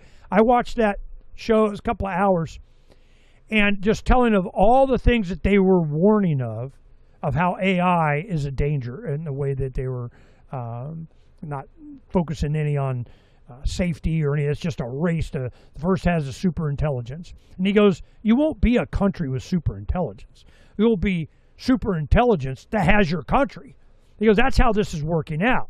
You're not going to be you're going to be captured by a master of your own making, and it's going to do whatever it wants to do. Just saying. And the stories, I can't articulate enough of them, but you go watch this on the front page of Freedom's Phoenix right now. It was on the Peter McCormick show, how swarms of AI agents are plotting. So it was interesting. I was watching, I was scared the whole time. It's like, damn, and I see that, and damn, and I see that, and damn, what's the solution to that? Occupy the land, man. Something. Damn. So I encourage you to understand what's going on there. Let's see. This has arguably been one of the most consequential 20-day periods in American history. 2 inventions to save the Treasury market. Now, here's Bissett, Treasury Secretary, doing all we're buying, long-term debt back with short-term debt. We're going to be buying our own debt. And all the pensions and your 401ks and everything, that money is automatically going in to help facilitate this. And it's gone. They're doing this right in front of you. This is why I say get out of the stock market. Get out of your 401ks. Get out of your IRAs, your Roths, your pension funds. Get out as much as you can and direct it yourself. Invest in whatever the hell. There may even be some good stocks or something, but you got to do some due diligence. You got to do some work because what they're doing. Ernie, I have a question, and this maybe gets into a financial question. I just don't know, but you mentioned about the IRAs. I know about the pensions, but the IRAs, is that considered like a pension, which is it's a specific like a slush fund for the government, different than just investing in the stock market? I know you don't always encourage the stock market anyway. This is Ernie's position with the great taking. I know that's a whole topic in itself. So with that aside, though, are you saying that an IRA and Roth IRA is much more risky than just putting it in the stock market? What I'm saying is that wherever they have a collection of money. Now, IRAs are just like you can't contribute more than your end income for a given year, so you can only put so much in, and when can you take it out, and what? I don't know, and I don't care. I don't participate in any of this stuff. So let me look it up here. Is what is an individual retirement account, IRA, is a tax-advantaged investment account designed to help individuals save for retirement. Unlike employer-sponsored plans like 401ks, IRAs are self-initiated and managed by the individual, allowing for a wider range of investment options such as. Now, what happens, these IRAs or anything, a lot of people, are they self-investing into individual stocks or are they doing indexes? Well, when you have a 401k, these are managed. And they go, well, we just put it in the index. Or it's the S&P, or we're putting it in this, or we're putting it in that, or we're doing... It's just a collective of money.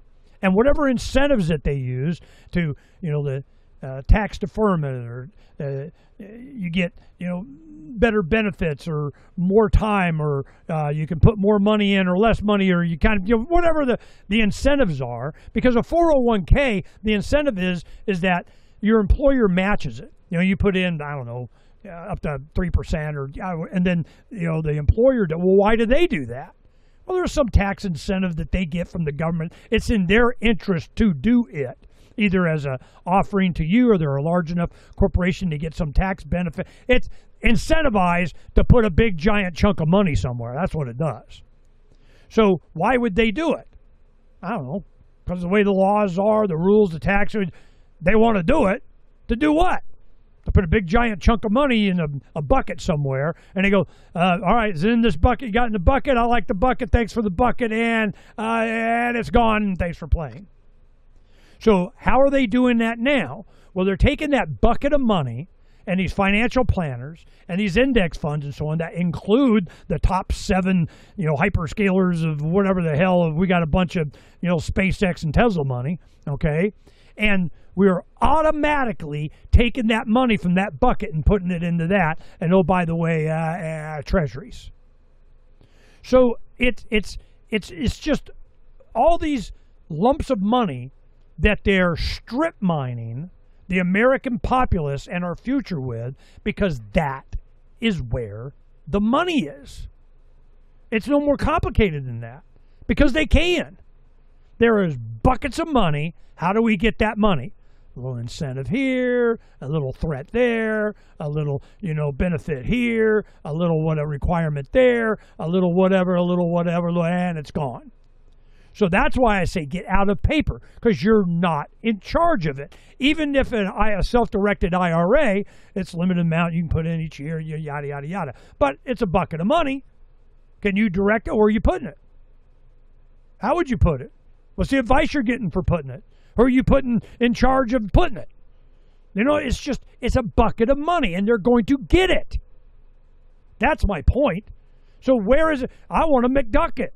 I want to get gold and silver and palladium and platinum, copper, whatever stuff, land, tools, education, crops, whatever it is.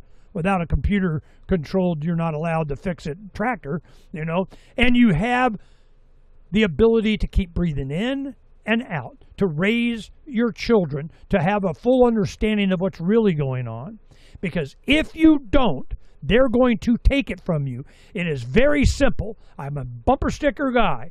It is the strip mining of the middle class, where all the money is in America. All the boomers, all the ones that have all this money. They try to do it with death taxes. They try to do it with blah, blah, blah. So you put it family trust. You got to do the mental gymnastics or whatever, trying to hide from the man. And do it legally. So they legally rip you off, and they legally make you, do stuff or incentivize you doing it.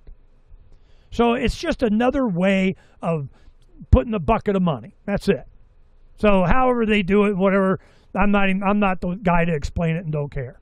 They want to put it in a bucket so they can take it. That's what's happening.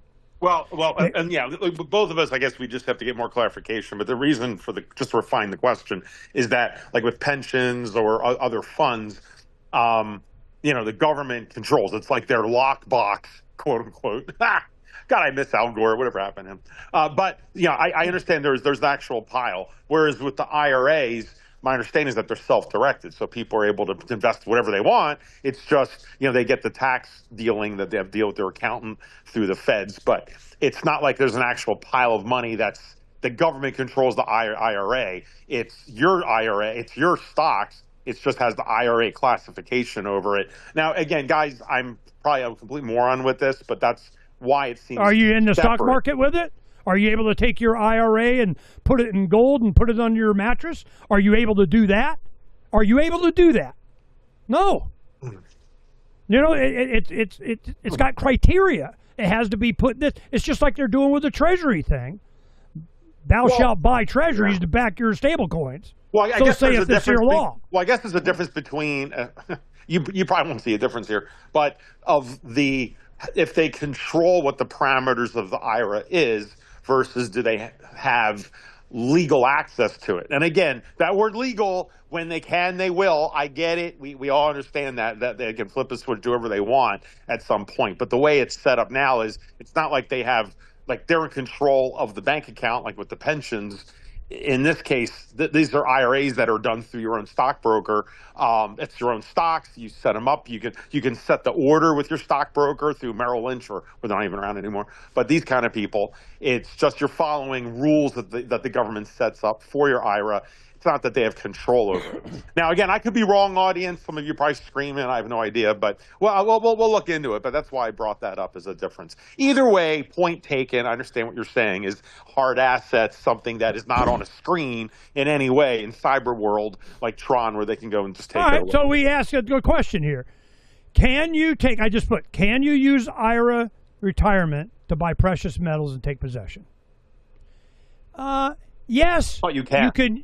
Yeah. Yes, you can use a self-directed IRA or solo 401k to buy IRS-approved precious metals, but you cannot take physical possession of these metals while the account is active.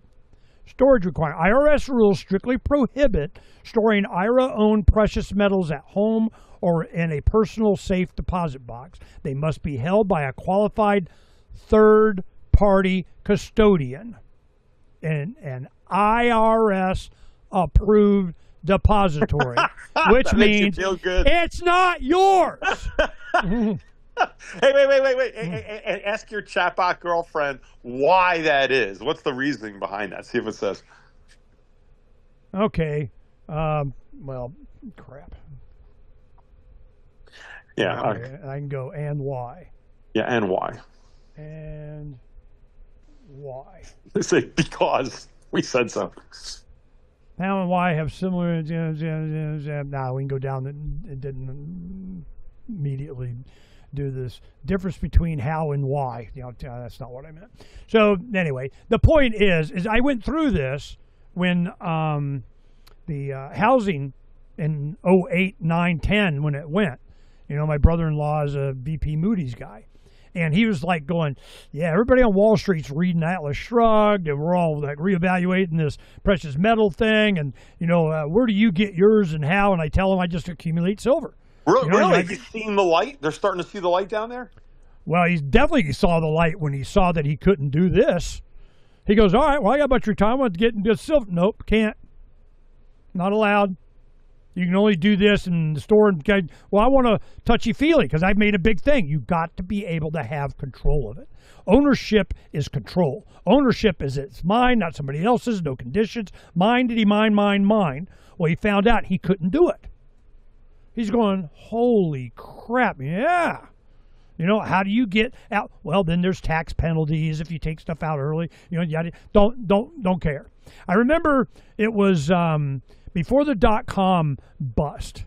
It was a lot of the guys that we knew worked at Palo Verde. Bob and Lon and Mike and all these guys.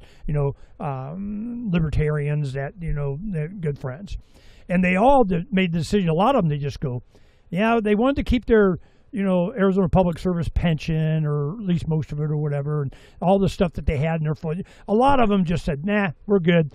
They wiped out, took the tax hit, whatever, and bought silver and gold. Well, they're doing okay now, okay? When they're retirement age. Back then they understood, well, because the question was, will the government ever stop spending? Will they stop going into more debt? No. What does that mean? Inflation. What does that mean? Their money's going to go to shit, and precious metals are going to keep you at least, in the money. So I'm going, yeah, this is that's why it's so simple for me from past experience over decades ago, back when we were my kids' age. I was, in around 2000, late 90s. What was I, 40? Around 40? Well, that's about what the age my kids are being now. I'm going, from experience, I'm telling you, get out of paper. Get out of promises. Get out, because they're lying sacks of shit and they're stealing it because they can. So it doesn't matter how they pool it. Well, can you buy precious metal with IRA? Yeah, but you can't have it. Oh, well, hell, let's do that then, So that's why I just, skip to the end, get out of anything that they can control and McDuck it. What I mean by McDuck is a character, Disney, and he was the rich Uncle McDuck, and he'd have a basement or dungeon full of gold and silver he'd dive into and roll around in. That's what you need to McDuck it. You got to be able to dive in and roll around in your metal, when I counted it last, I should have put it all on the bed and jumped up and down on it or something, took a picture. But, this wouldn't have been that much. But, the whole point is that it's a mindset. Who do you trust? Not the government. Because if you criticize them, Nick Shirley has confirmed that under the Stop Nick Shirley law, signed by California Governor Newsom, he get fined. He could be fined $4,000 plus for exposing fraud of immigrant locations, of anything. $4,000, we fine you. You're saying it wrong. You're doing it wrong. You're not allowed. Now, while all this is going on, we're talking about social media and how it rots kids' brains or whatever because it's intentional. Meta, which is Zuckerberg and Facebook and so on, settles with U.S. states for $16.7 billion over social media harms to children. Chicken shit money. I mean, what's it going to cost for us to, get out from under this and whatever, and we already did what we were supposed to do, and we're done. I mean, I don't know if does anybody do Facebook anymore. My grandma's on Facebook, so, whatever. $16.7 billion. What should it have been? Are they changing anything? How different is it? What's the solution? This just cost of doing business. How much did they make doing this very thing? How much control do they have over the? How much? It's to the tune of $16.7 billion they're paying states. Why? Because they're screwing with the kids' brains. Admittedly. Or at least this is the cost of doing business, for them to leave us alone. So this is not unknown. Of course they're screwing with you. And that was before AI. Or at least this version of it. CIA director held covert Moscow talks with Russian intel chiefs as relations sink deeper into crisis. Another story on that. Net zero is dying. Blackouts, high costs, and the politicians and CEOs who quietly changed their minds. What they're talking about, net zero as a worldwide climate policy, all of a sudden it's gotten so bad that even the Guardian, liberal whatever in the United Kingdom, they're, this is not worth it. We're going to change and we're not going to. The whole political landscape has changed because they're seeing the people aren't buying it anymore, especially Australia. They just went, head first into this and then just beating the crap out of them. So they got to rising up of the people and general public opinion against all this net zero BS. All right. We'll see how that goes. SpaceX has 17 Starship launch pads under development. They're doing it on the coast of Louisiana now. They're putting up an entire launch complex. They need to do multiple launches a day. $100 billion.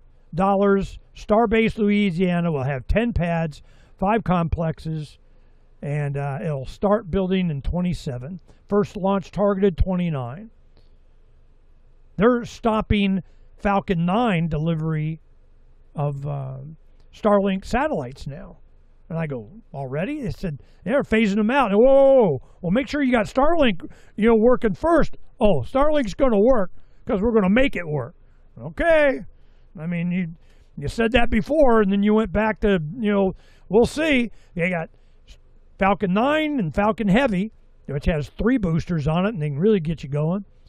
So everything's on Starship, which is going to be part of the military-industrial complex, by the way. Here that comes. Now they got number 14 going here within the next few weeks, if not earlier. It's going to orbit. They're talking about it, getting captured or land, the booster land. We'll see. They keep saying that and then they don't. But the one that landed last time, when it fell over, it didn't explode. So they go, all right, cool. So they went out and towed it to, somewhere near Australia or what was it, Christmas Island or something. And then they put it on this big ship that kind of sinks, so that you can float it onto its deck and then it rises up again. Well, that's bringing it back Merca. Because they want to inspect it. They want to put it on display. They want to touchy-feely. They want to whatever. But Elon came out, that heat shield thing's fixed now. We're done. Now we're moving on to the next thing. They're going pretty fast. What's that going to do to the planet? I have no idea. Zelensky continues to oppose wartime democracy amidst escalated election demands. Now, because we're at war, can't have an election when we're at war. So they haven't. But we're going to Ukraine to defend democracy that they can't have because we're defending democracy. Wow. I mean, it's like right in front of you they do this crap. Americans now pay 75% more for aluminum than the rest of the world. Tariffs, domestic production, all this stuff is affecting everything. We are being strip mined. Rubio tells allies U.S. shifting from strikes to sanctions on Iran. The difference about these sanctions is that they're going, other country goes, nah, we're not doing the sanctions. Well, what are they using? U.S. dollar system, the Swiss system, the reserve of U.S. dollars, and they can borrow on and exchange for different currencies and back and forth, and somebody pays them in rubles or pesos or whatever. They use the dollar system to convert it and move it and kind of whatever. And they go, yeah, and if you ain't our biatch and you're not tying anything with Iran, you're not going to be able to use that system, and you're done. Is there something to back it up? Not yet. But these are the incentives for them to do it, and do it fast. When they sanctioned Russia, when they went into Ukraine, they say, we're seizing all your money, we're sanctioning, you're not allowed, and you can't, and always we're going to use your money to give to Ukraine to fund whatever. It's kind of your money. Yeah, we know it's your money. You just can't have it. Well, that just gave all kinds of fanning the flame for BRICS. You think this is going to be any different? It's like they're putting a gun to the dollar's head and keep pulling the trigger until they get the one cartridge you got in a Russian roulette. God, man, heading toward the cliff. The American people are complaining about affordability, the prices of groceries, automobiles, movies, clothes, gasoline, rent, monthly mortgages payments, and just about everything else are soaring.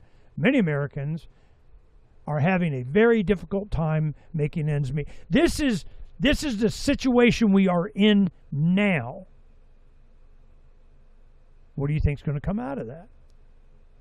Socialist mayors in Seattle and New York City? Is that the result? Is that the goal? What the hell is going on? While this is happening, China and Egypt unite. They're doing, joint Air Force exercises with China and Egypt. What the shit? Where did that come from? The entire apple cart is getting turned over, man. It is. Israel defense minister vows to keep troops in Syria during visit. Which visit? We got, Israeli defense ministers making all this point, and then what did Trump just do? He said, you know what? Syria's good now. We're taking off the Al-Qaeda label of the terrorist organization and the whatever, and then Israel's doing that. What's the game being played there? Are they pissed off at Trump for doing it? Is there some little behind-the-scenes thing going on? Is there, I have no idea. How much should I care? And how much should I think it matters? When we're going into the petrodollar demise, we have all the crap that's going on here in this country. I'm supposed to be concerned. I'm sure it's important to a lot of people, but, we got so much bigger problems. Socially, we get into this. NASA engineer says white men did the grunt work while DEI hires got the careers. A lawsuit incoming. Do you think that is restricted just to the scientists at NASA? They had all kinds of quotas. They had, tried to show how black their board was, or, how many gay people they got on the whatever, while the people that were the meritocracy that created this country, these organizations, got us to the moon, that kind of stuff, they're sitting there going, what the hell? We're doing all the work and they're getting all the benefits. This bullshit lawsuit. Where's that going? I have no idea. But times be a-changin'. So we got the SpaceX in Louisiana story already. Yep. Associated Press goes full climate doomsday. The world inches towards catastrophic climate events. You have some countries going and media go, no, this is too much. We got to dial it back. Then the Associated Press, nope, amp it up. There we go. They had this one funny robot thing that had, robots had a race. In China, they're doing races. Well, one of the robots beat Usain Bolt's 100-meter record. World record now is a robot. Wow. Okay. Damn. Well, I had the robot, he was walking, and there was some, open stairs there around the track, and he was overlooking at the robot cheerleaders. Distracted by them, fell in the hole. They go, just like humans, they're watching the cheerleaders. I was like, I got to tell you, with the robots, I sent Ernie audience a few weeks ago when he was on vacay a video from the Chinese Auto Fair, which I'm sure we never really talked about it, but it's just for those of you who hear about these Chinese cars, you don't know anything about it, and you wonder why America has banned Chinese cars coming here. It's because the technology is so good. They're not just beat up little Chinese cars from the stereotypes again. These cars are equal, if not superior to our stuff. Superior. And they're like 30% of the price. I mean, imagine buying a Tesla for something like $10,000 here in America, right? And that's the level of cars that they're making in China. So if we allow them to be imported, again, then that will decimate the car market here in America. So I can understand why, from a protectionist perspective, now free market, it gets into a whole other deal. But that's what the rest of the world is living off of. I mean, they're able to get cars higher quality, lower cost. And so you can see what's going to happen to America when this whole depression. I got to experience them in Mexico, and I asked all the Uber drivers about them too. I'm going, hey, what do you, what do you think about this? How does it do? Oh, they kick ass. Yeah, they're fantastic, and not just the cars. I just had Eric Peters on last week. Eric Peters, he's on Lou Rockwell a lot. He's a libertarian gearhead, muscle car or whatever. I think the last time I had him on was like in 19, and I reminded him. I go, Eric, I remember back then you're like, I don't like electric cars because they range anxiety. They only go this far. I go, well, what happens when they double, triple that? I don't like them because the torque. Well, what happens when it's better? I don't like it because it doesn't go vroom, vroom, vroom. Well, BMW's got speakers, make it go vroom, vroom, vroom. When it starts answering all the questions, the one that I'm concerned about is the software update of a robot freaking kill me. That's what I'm worried about. When can I have my own? I don't have to have all this, embedded software that phones home. So, but all the other cars got it too. So what's the diff? Yeah. So this is just. And the one thing that the automobiles that are coming out of China, they do what they always do. You can open your Tesla factory here, bring in all this tech here, do your electric Volvos. We'll kind of order, and then we're going to rip off all the engineers, and everybody knows, and thanks for playing. And now we got our own Falcon 9 rocket that works almost the exact same way that just landed. They just copy everything, which I don't have a problem with. Knock stuff out, I don't care. But, this is what we're dealing with. So what happens if it's a free society? What if we were free to purchase and choose and be able to? I have no idea, because we haven't tried that since forever ago. But it used to be that we would make it better. We could make it faster. We make it cheaper. This is what happened in the car thing, my personal experience. We have Motivity Auto Detailing, Motivity Laundry Service, Motivity Landscaping, Pool. We had a service that I started in the mid-'80s, and, heck, we did it for decades, and had clients for a long time. Well, during the late 80s, cars are kind of going to shit. United States, you do the interior of what the biggest disappointment was the new body style of Corvette. It was, Chevy freaking door panels that, get loose, rattle, come off. I go, and you paid how much for this thing? Oh my God.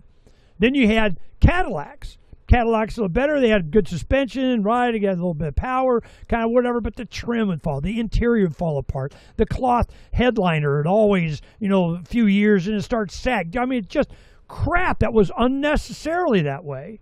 Then you get the mini Benz, Mercedes 190Ds. Those things last for freaking ever. That particular car costs more now than when you bought it new, because it just lasts. So you're going, oh my God. I went to a car show. It was when they first introduced the Lexus. Lexus was an offshoot of Toyota, I think. I went in because I knew what to look for. what kind of door panel, what kind of wood, they have in the dash, what kind of knobs, what kind of plastic, what kind of headliner, what kind of, just for aesthetics, for quality of the interior just lasted more than, freaking 3 years. That kind of. I went, sat in the Lexus, examined it, popped the hood, trunk, going around, look, I hadn't driven it, 1 foot. I looked at it, a tear came to my eye. We are screwed. Because that thing was, guys, I think it was like $10,000 less than the Cadillac it was competing with. I go, Lexus, we're done. This just shows. Then I find out that in a Cadillac, the reason it costs so much, $8,000 per Cadillac goes in to after cost of unions for their health care plans and all this other stuff that the unions negotiated. They got $8,000 per Cadillac went to the union workers after they retired. I'm like, holy crap, what the hell? I'd rather just pay them more. Well, that's why Tesla, the employees aren't voting in the union. They could, but they're not. Yeah. So they're being taken care of. So going back to the two things with the car and then the robotics. So one of the cars that Ernie saw on there, it's just kind of a little quirky, interesting thing, is a whole line of cars and SUVs that float.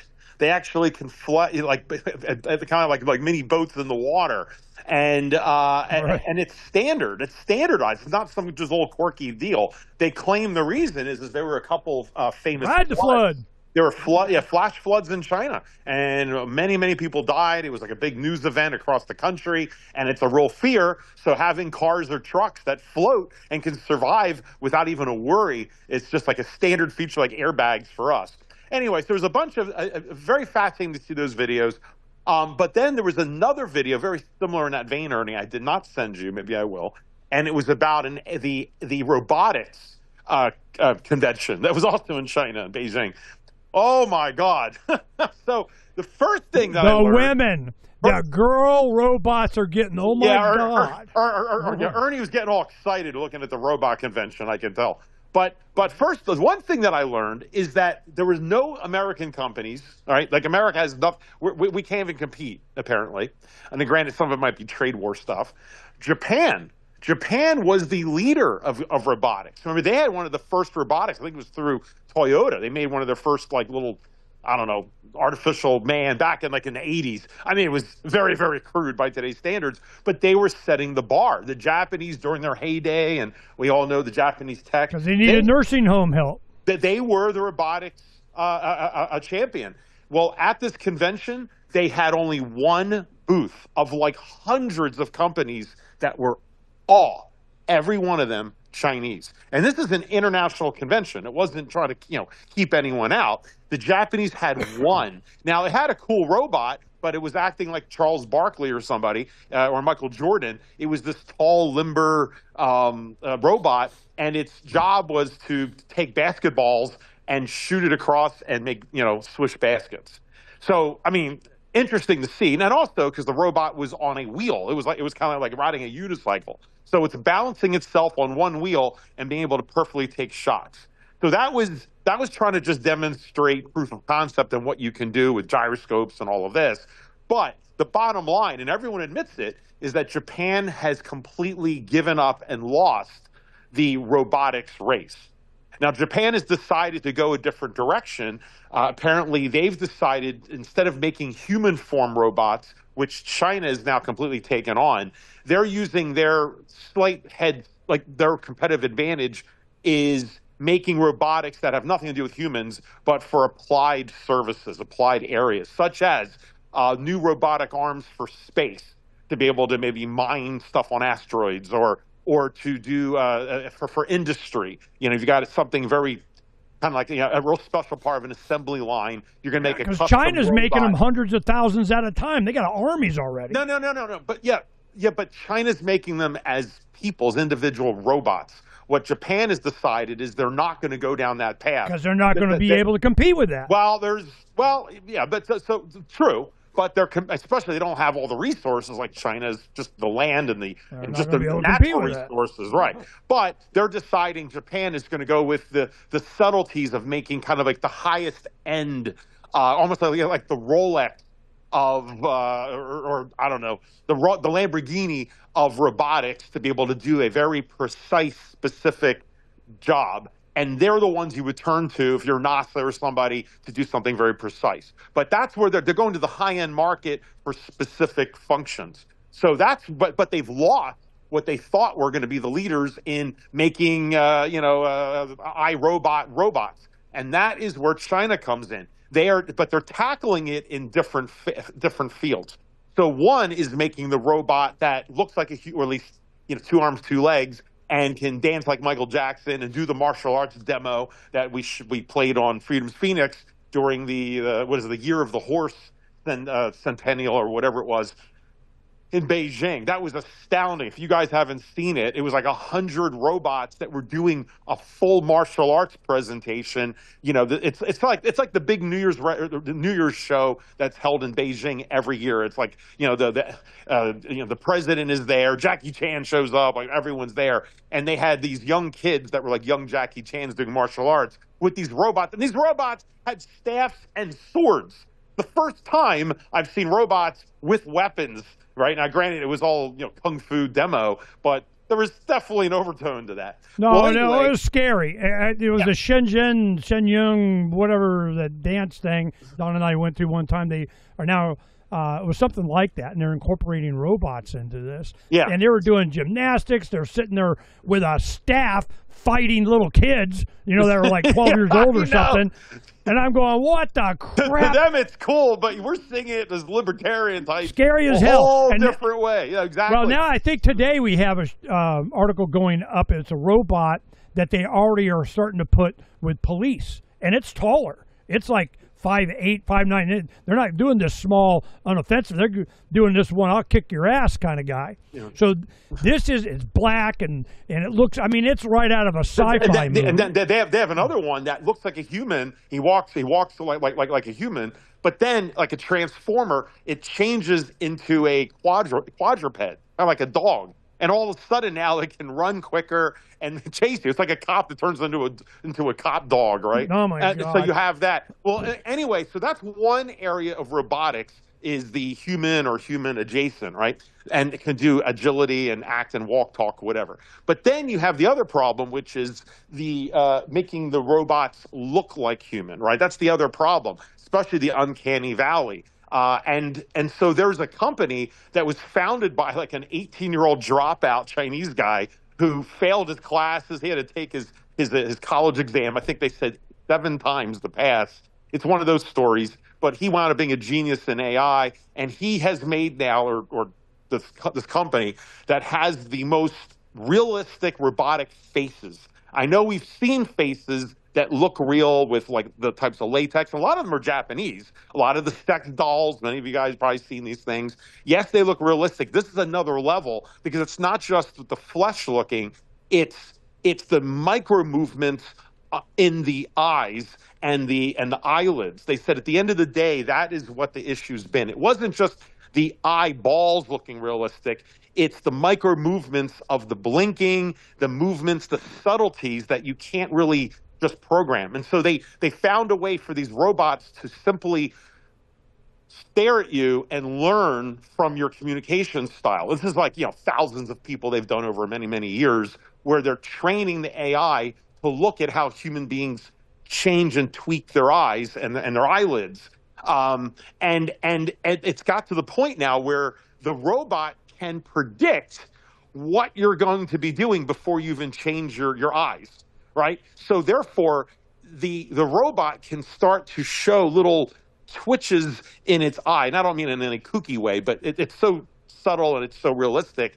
But it turns out as human beings, we communicate often a little bit, I don't want to say true psychic ability, but we read off of each other quicker than we think. So it's like subconscious how we're able to read people, especially if they smile, and we can tell if it's a fake smile or not. But it gets really into just psychiatry is what this gets into, or psychology, that he has had the AI learn enough that the robot knows what we're about to feel or emote before we even show it. So it shows it first, and then that is part of the uncanny valley that gets broken because it's responding in a way that no computer could do before. So anyway, you see these so-called human busts, and they don't even talk. They don't even talk. They simply communicate with their eyes and little tweaks of their eyebrows and eyelids. So that technology in itself stole the show. So you can see where all this is going. There was a couple other departments in the robotics, but you have the robots that are walking and moving like humans, and then we've got the busts. And once you get the eyes down, once you get that down, and the micromotors and the technology underneath it, the AI, you then start blending these together. And you're dealing with the collapsing birth rates and all of the other issues that we're dealing with. Man, oh man, do I see humanity in peril with this. Granted, the greenies will love it. We get rid of 3/4 of the population and we just marry a robot. But man, you can just see it right in front.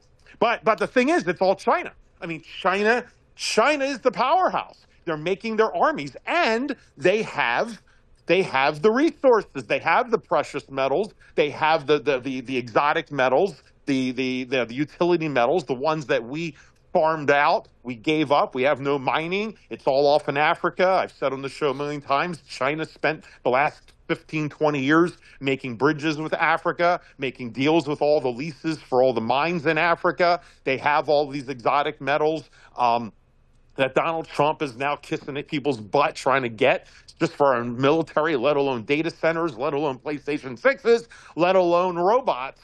So this entire thing is coming down to, of course, commodities and source of production.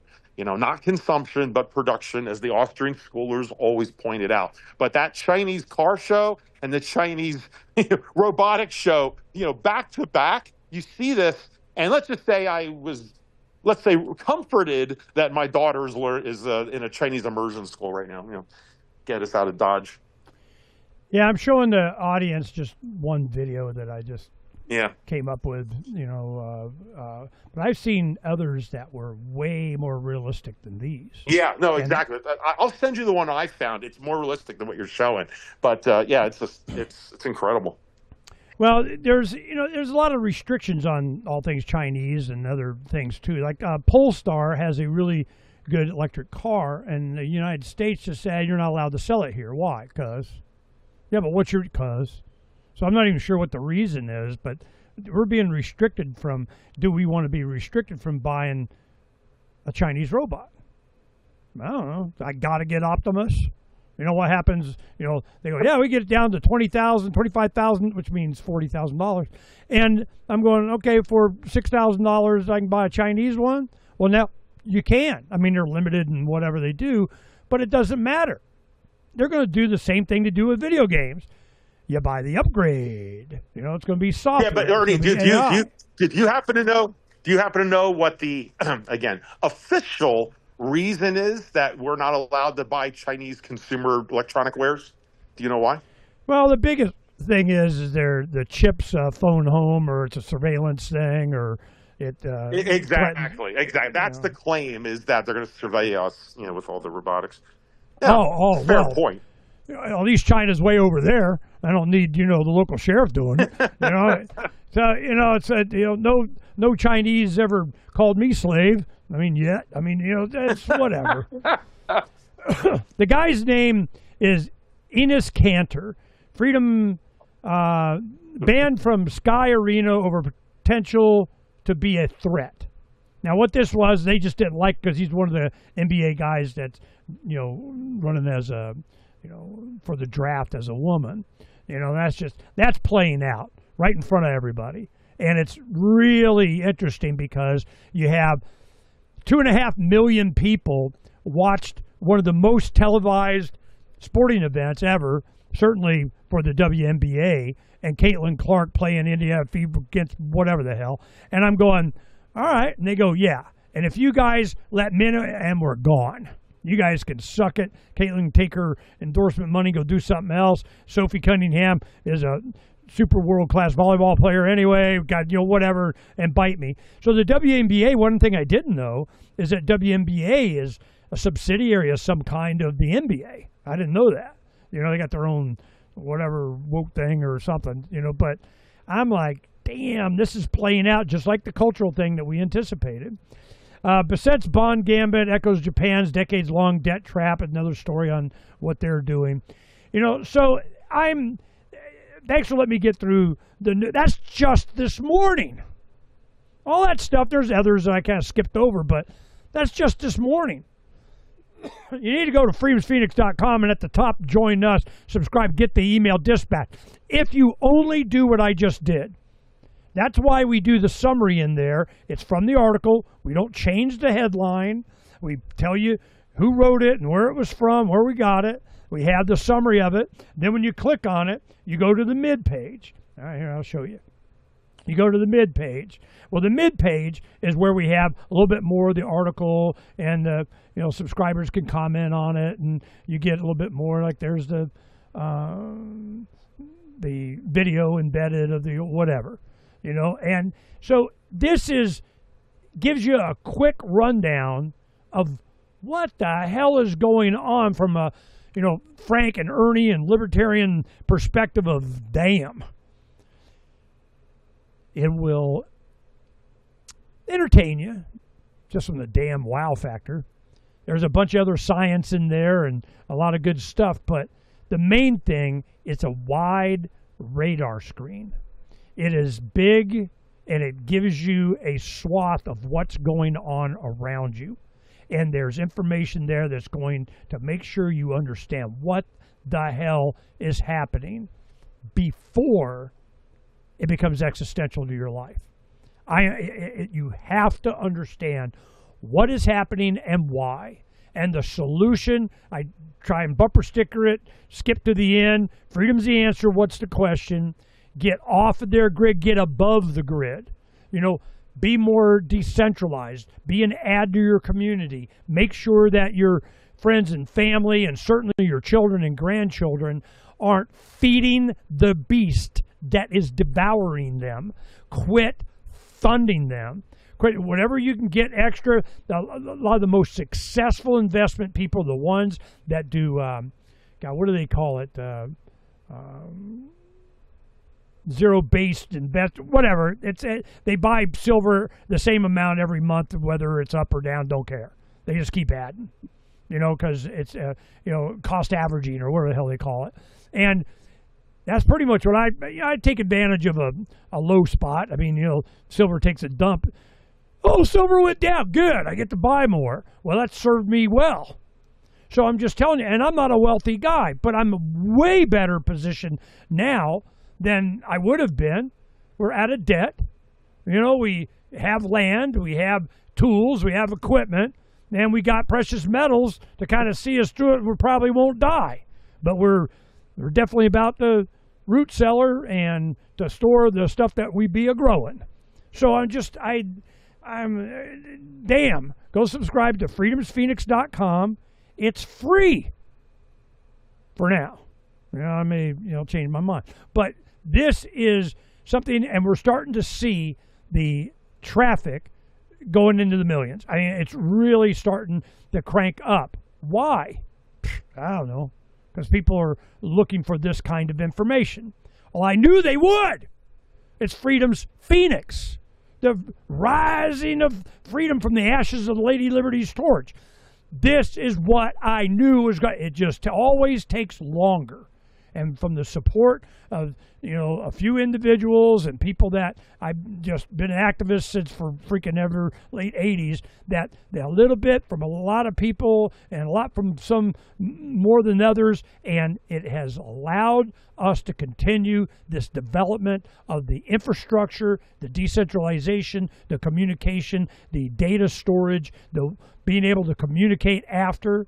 And like you see here, the Xano, the revolution decentralized, occupy the land. All that is about what's coming. That's been in the tip of my mind since my children were toddlers, because I knew what was coming.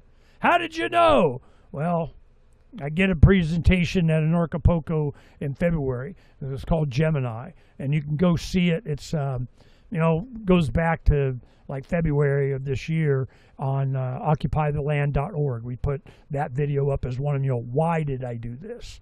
Well, I give you the history of it. It's an hour of this is why, and you go through that and you go, damn. He had a good reason. He wasn't clairvoyant. He was just paying attention. Yes, I was. And it comes down to what Phranq and I have been talking about for 11 years. Now, we may not agree on everything, but, I'm just, here we go. And I give a lot of props to Phranq for sharing with us, I hate to say this, the cultural aspect of the media and pop culture. I give him pop culture. That culture thing, pop culture, where all of this manifests itself. Yeah. So that's and that's enough for this week. But I want to make sure that people understand none of this stuff happens in a vacuum. Mm-hmm. It's all of this crap, and that's what we do.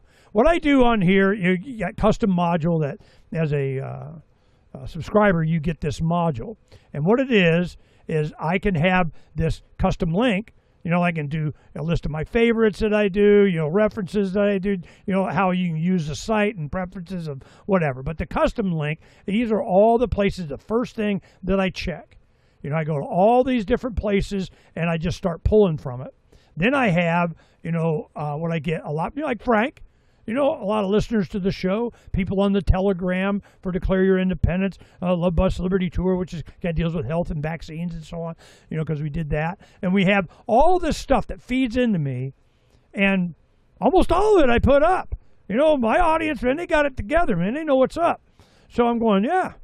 Well, you check it out. You didn't put up that video I sent you of Darth Vader showing up at the local township meeting. Nah, that was great. Not as well done. But you have Darth Vader comes in and goes, "We love flock cameras." The Empire. That's basically it. But so I don't know what else to do other than what we're doing. And being an inspiration. Because a lot of people, they'll yak about it and tell you how to do it, but they don't do it themselves. But that what eats into a lot, doing the show eats into a lot of my Occupy the Land out there doing stuff. Doing stuff out on the land eats into, what we could be doing to build the show and so on. But I don't care. Nope. It's both. We got to be an inspiration. We got to actually do it. We got to share what we're doing, how we did it, and why we're doing it. That's my thing. That's what makes us different. So, get over it. Here we go. But you're being denied an abundant future that's sitting right there. And all you have to do is get off their grid, get above the grid. Start developing yourself, your own mind, your education, Generation Next, your community. If you do that, which is why we're going to do another newspaper, and that's going to piss a lot of people off, and I'm going to try and be as clandestine and they don't know I'm here as possible, but that's going to last for like nothing, so I got to get on it. That's what's happening and why we're doing this. And we have a lot of optimism about the future, but we have to go through this stuff and then we'll get to abundance. But I'm just and the abundance that you have built and you got now. Yeah, but I'm good. I'm going to retire. No, you're not. Not if you're not rolling around in it, got it in your possession, and it's under the bed or buried out in the desert. Something. I mean, if you don't got it in your control, you don't have it. Just saying. And I'm not going to get any pleasure in saying I freaking told you so a bunch of times later. We'll end it on that for me. Final words, Phranq? No, that's about it. Enough for today. I just want to tell you, at least in the audience, it was just a pleasure as a father. I got to show my daughter for the first time The Empire Strikes Back. We've been doing one movie per year, well, kind of every 6 months, and letting it set in. And, of course, I'm a big Star Wars fan, but to get to that moment and, anyway, it's kind of a joy kind of sharing old school movies and interesting to see her view watching they say they don't make them like that anymore with like a John Williams score, like an actual music score, and practical effects and the swashbuckling and the type of humor. It's amazing how, forgetting my love of Star Wars and all of that, but just seeing such quality movie making, and you start to see how the distance in time of how movies are made now. You know, I keep thinking these Star Wars movies or Jurassic Park even, or a lot of the classics, and not just George Lucas in the 80s, but even stuff in the 50s and 60s and 70s, the style, the actual style that was done when these movies are made by an auteur and a small group of people, and the art form. And you see just how everything's so disposable now, and nobody really cares. There's nothing lasting. I mean, if you think about what is the new Citizen Kane, the new Star Wars, the new Lord of the Rings, I mean, in the last 10 years, I mean, you'd be hard-pressed to think of anything. When I go to look to watch a movie. And that's with all the content. We have more content than ever in music and in movies, and yet, what is the new Beatles? It's not Taylor Swift. I mean, what is the new, Francis Ford Coppola? I mean, it's not the crap that's out typically. So it's just refreshing, but also I start getting nostalgic, and I realize how old people start to look at the past. So, anyway, there are some, lights, but not many, and they're not supported. I could recommend this. There was a TV series, I don't know, like 8 episodes or something, one of those Prime Video originals, and it was called Ride or Die, something like that. And it was 2 women that were, she was an assassin of whatever. I'm going, what a pleasurable movie or series. It was awesome. Mm-hmm. And it just starred these 2 women. The woman that played the hit woman was the one that was in Fall Guy with God, what's her name? Heather Locklear? No. Fall Guy with Ryan Gosling. Oh, the new Fall Guy. Yeah. I thought you meant the old one. Yeah, it was Heather. Well, anyway, it's yeah, I know. The woman, Emily Blunt. You know, and she was the one that was in Disclosure Day. You're right. I thought she did a really good job there too. But the producer of the movies, there was a woman that was like the producer, always freebasing Diet Cokes, and in the movie, well, she plays. I go, where is that? Well, I had to look it up, IMDb. I'm going, where do I seen her before? I know it. I go, oh, she was that girl? Well, this is definitely a different, she's a good actress. She shifted from, I didn't like her there, I like her here. But it was called Ride or Die. It was like an 8-episode series on Amazon, and I binged watched it and enjoyed the hell out of it. And I haven't seen anything that's done that for me in a long time. That I just, I did binge watch, Donna and I, over the last couple of months, Game of Thrones. I did. This is like the 3rd time over decades that I've done that. But all distracted. Anytime I had extra time, we'd watch one of those. We'd watch another one. And it kept me away from all the other crap. And that was such how countries work. Gangs with flags. I mean, literally. They got their little banners going around killing everybody. And I'm just, this was so parallel to what's going on now. I can recommend watching Game of Thrones, binge watch it straight through, and you kind of get what's going, the kind of people. They're sociopaths, they're psychopaths, it's the character. It's like what you get when you read Atlas Shrugged from Ayn Rand. When you read that, it's not about the big-ass book, but it's not about, all the different policies and everything. It's really about the character of the people that enact this kind of stuff. That's how they think. It's the type of people that they are, what we're up against. This is what I think is interesting. And you have to go back to old movies that kind of develop that. And this is why, as an adult, it wasn't until, Phranq detailed it for us, years ago, a decade ago, or almost, what a sociopath was and a psychopath. I had no idea. I knew it. They're bad guys. They're mean. They're mean. Yeah, you sociopath, you mean person. No, they lack empathy. They can't. They don't, how many wings can I pull off the fly? I mean, I don't care. How many cats can I torture? How many babies can I kick? I mean, they don't care. They don't have guilt or shame. What happens when guilt and shame is out of your mindset? So when you have the woke crowds going around going, shame, shame, shame, they don't feel shame. They see it as a weapon against you because you do. Don't you feel guilty? Well, obviously you don't. Yeah, but don't you? I mean, it's a weaponized emotions.